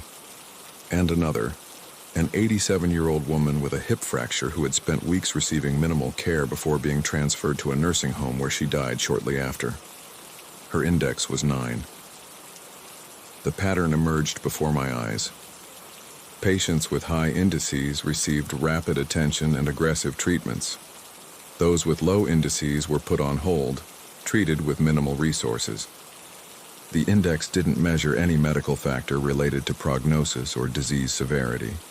It measured something much colder, the expected economic benefit the hospital would obtain from that patient throughout whatever life they had left. It was an actuarial calculation applied to human beings. Estimated years of remaining life based on age and health status, multiplied by the capacity to generate future income through treatments and follow-ups, divided by the estimated cost of keeping them alive. People turned into balance sheets, lives reduced to profitability projections. Over the following weeks, I became an investigator obsessed with discovering everything I could about the return index. I used every free moment to search for information in the system, accessing old files, comparing similar cases, cross-referencing data from different departments. And the more I investigated, the clearer and more horrible the truth became. I started recognizing the profiles of patients who systematically appeared with low indices. Elderly people without close family, who could claim them or make noise if treatment was deficient. Temporary workers or unemployed people without supplemental private insurance. People alone, without social support networks, with no one to ask why it had taken so long to attend to them. undocumented immigrants who couldn't even complain formally, mentally ill patients whose testimony no one would take seriously, invisible people, people society had decided were expendable, people whose death wasn't going to appear in any newspaper headline nor provoke any investigation. One day in mid-December, while having mid-morning coffee in the department's small break room, I gathered the courage and mentioned the return index to Pilar. I didn't tell her I had discovered it investigating on my own, nor that I hadn't slept for weeks thinking about what it meant. I simply pretended I had seen it mentioned in passing in some document and was curious to know what it was. An innocent question from a new employee who was still learning. Pilar looked at me for several seconds that felt like an eternity, with an expression that froze my blood. It was something between a veiled warning and the deep resignation of someone who has been keeping a heavy secret for too long. "The hospital has to survive," she finally said in a completely neutral voice. "That is all you need to know. And that is all you should want to know." She added nothing else. She stood up with her half-finished coffee, threw it in the trash without looking back, and left the room, leaving me alone with the echo of her words, "Survive." That word remained floating in the air for the rest of the day and for many days after, contaminating every file I reviewed. Survive. As if the hospital were a living organism needing to feed to keep existing. As if the silent death of patients with low indices was the price necessary to keep the doors open, and the lights on, and the salaries of all of us deposited punctually every month. I reviewed historical archives and discovered the index had been operating for at least 15 years, probably more. It had started as an experimental management tool, a way to help administrators prioritize resources in moments of high demand when there were more critical patients than beds available.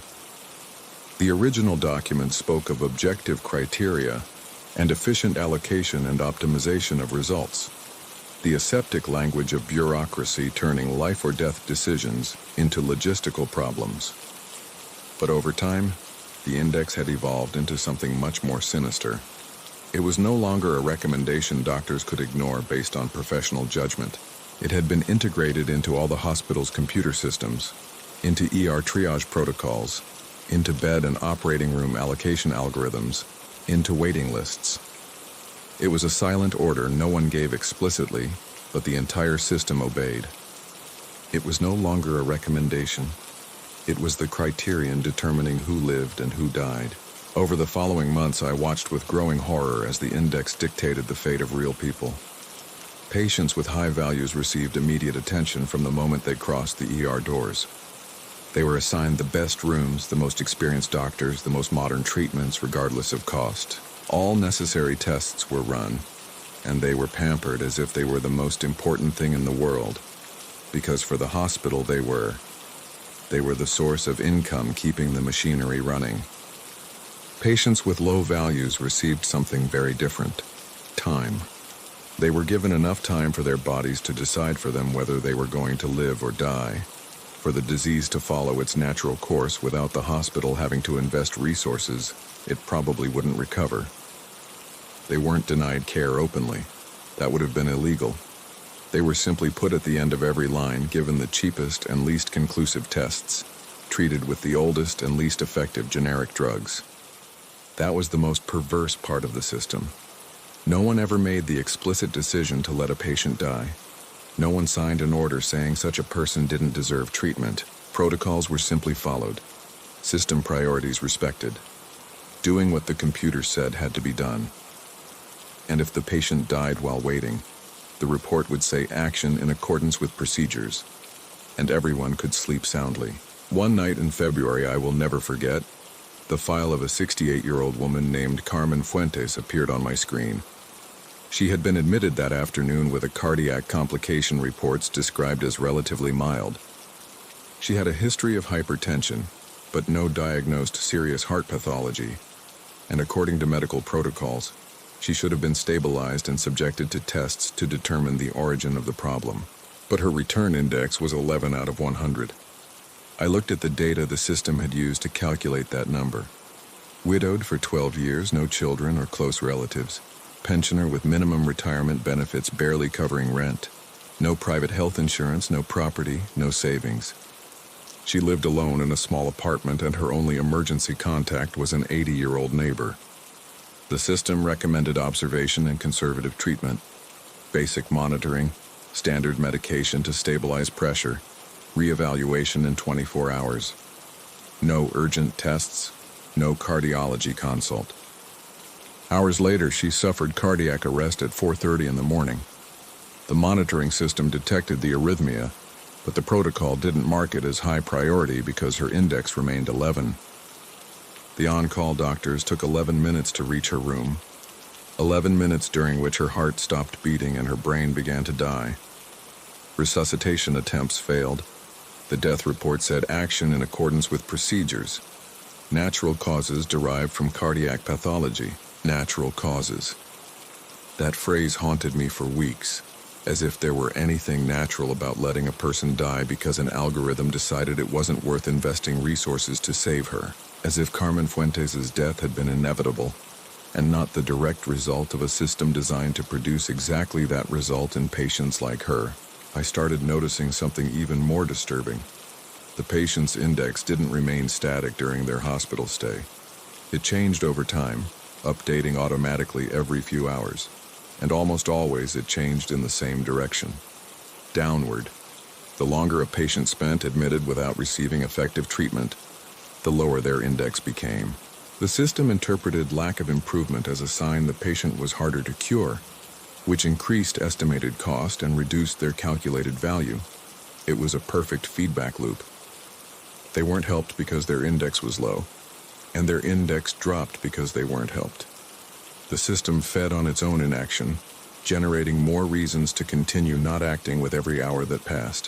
One night in March, while reviewing the file of a 55-year-old man whose index had fallen from 38 to 21 in just 4 days with barely any treatment, I decided to do something I knew I shouldn't do. I tried to modify the index manually. The patient had a perforated gastric ulcer requiring urgent surgery, but he had been on the OR waiting list for 3 days because his index didn't reach the threshold to prioritize him. His index was 21.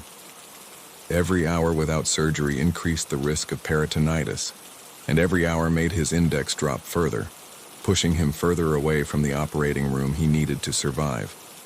I accessed the index field with my heart beating in my temples and changed the value from 21 to 65. Enough for the system to prioritize him, enough for him to enter surgery the next day, enough for him to have a chance to get out alive.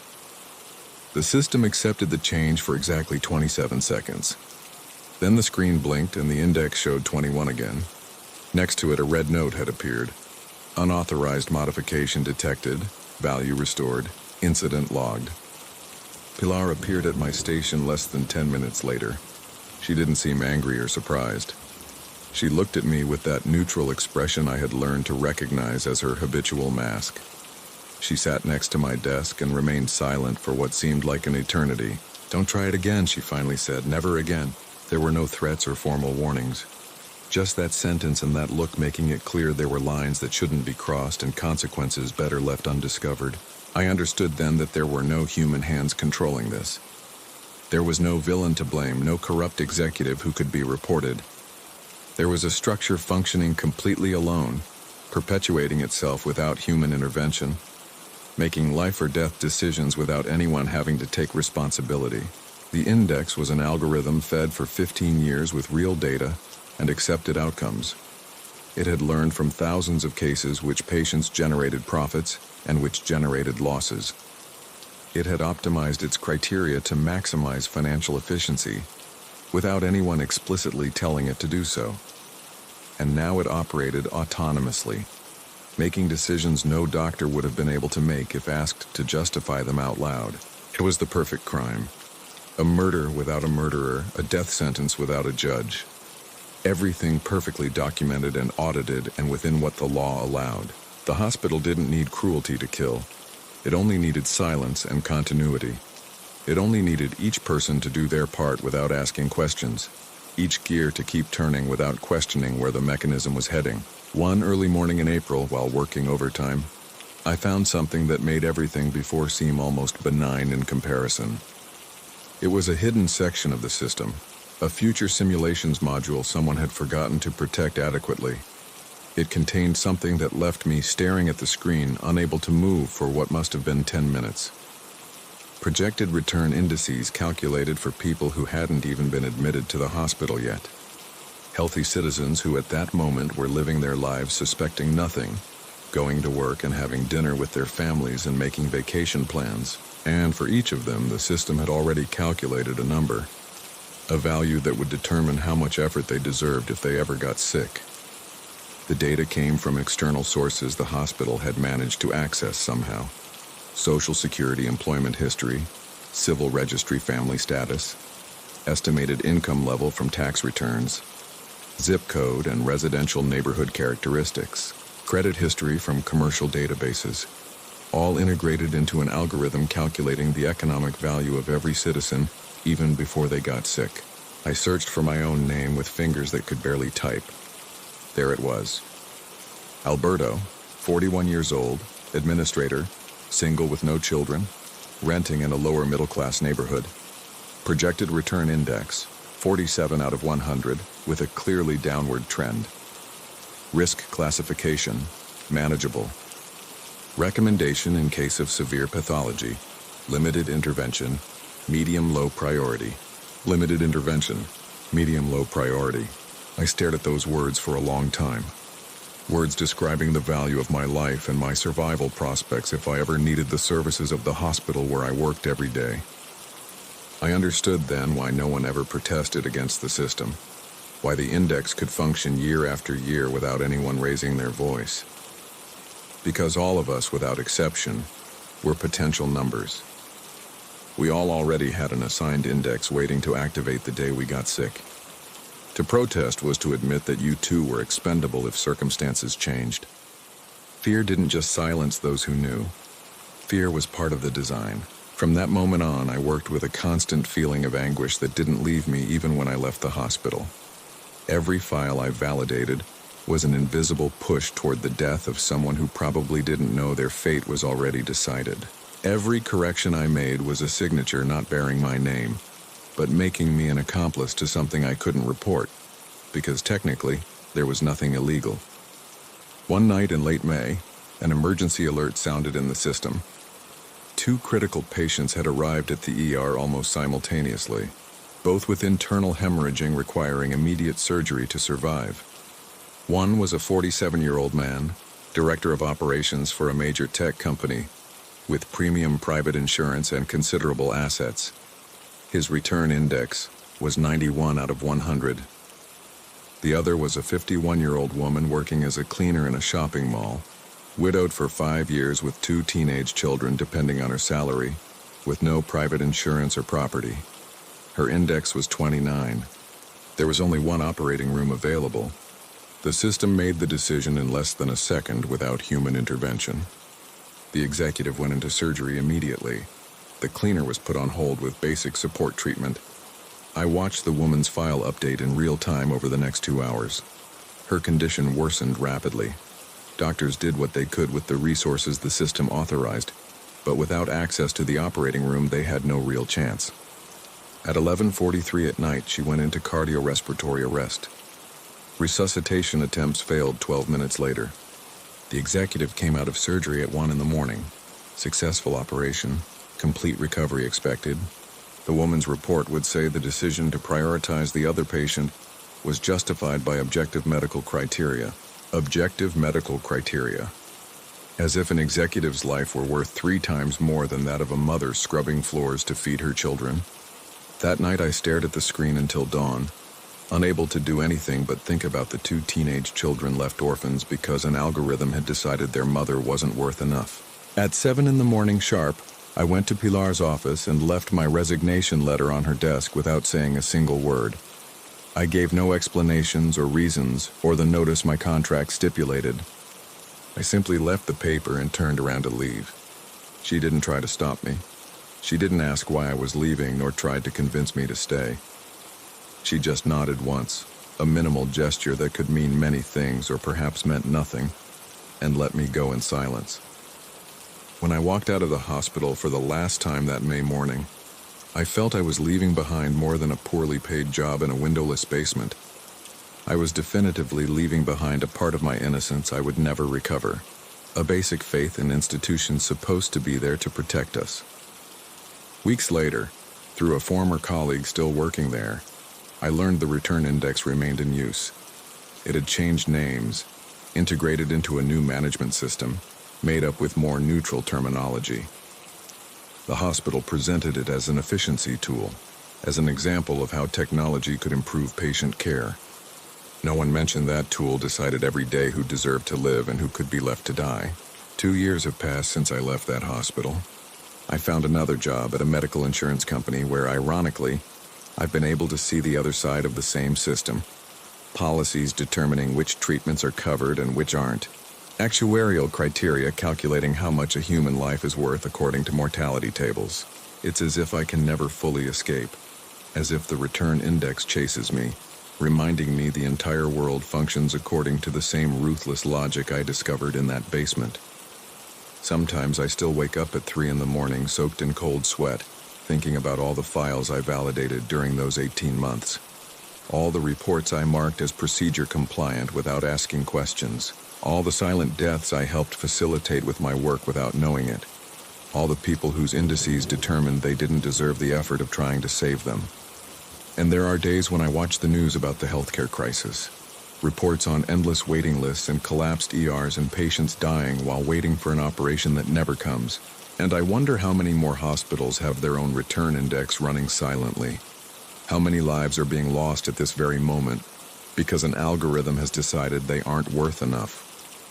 True terror doesn't always live in dark hallways or in stories of ghosts and monsters. Sometimes it lives in clean, orderly, and perfectly auditable systems, in algorithms making decisions no human being would dare make out loud, in structures designed to produce atrocious results without anyone having to take responsibility for having caused them. And the worst of all isn't that these systems exist. The worst is that they function without resistance every passing day, in hospitals and companies and governments all over the world, deciding in silence who deserves the effort of living and who can wait quietly to disappear, while the numbers in their file drop little by little until reaching zero.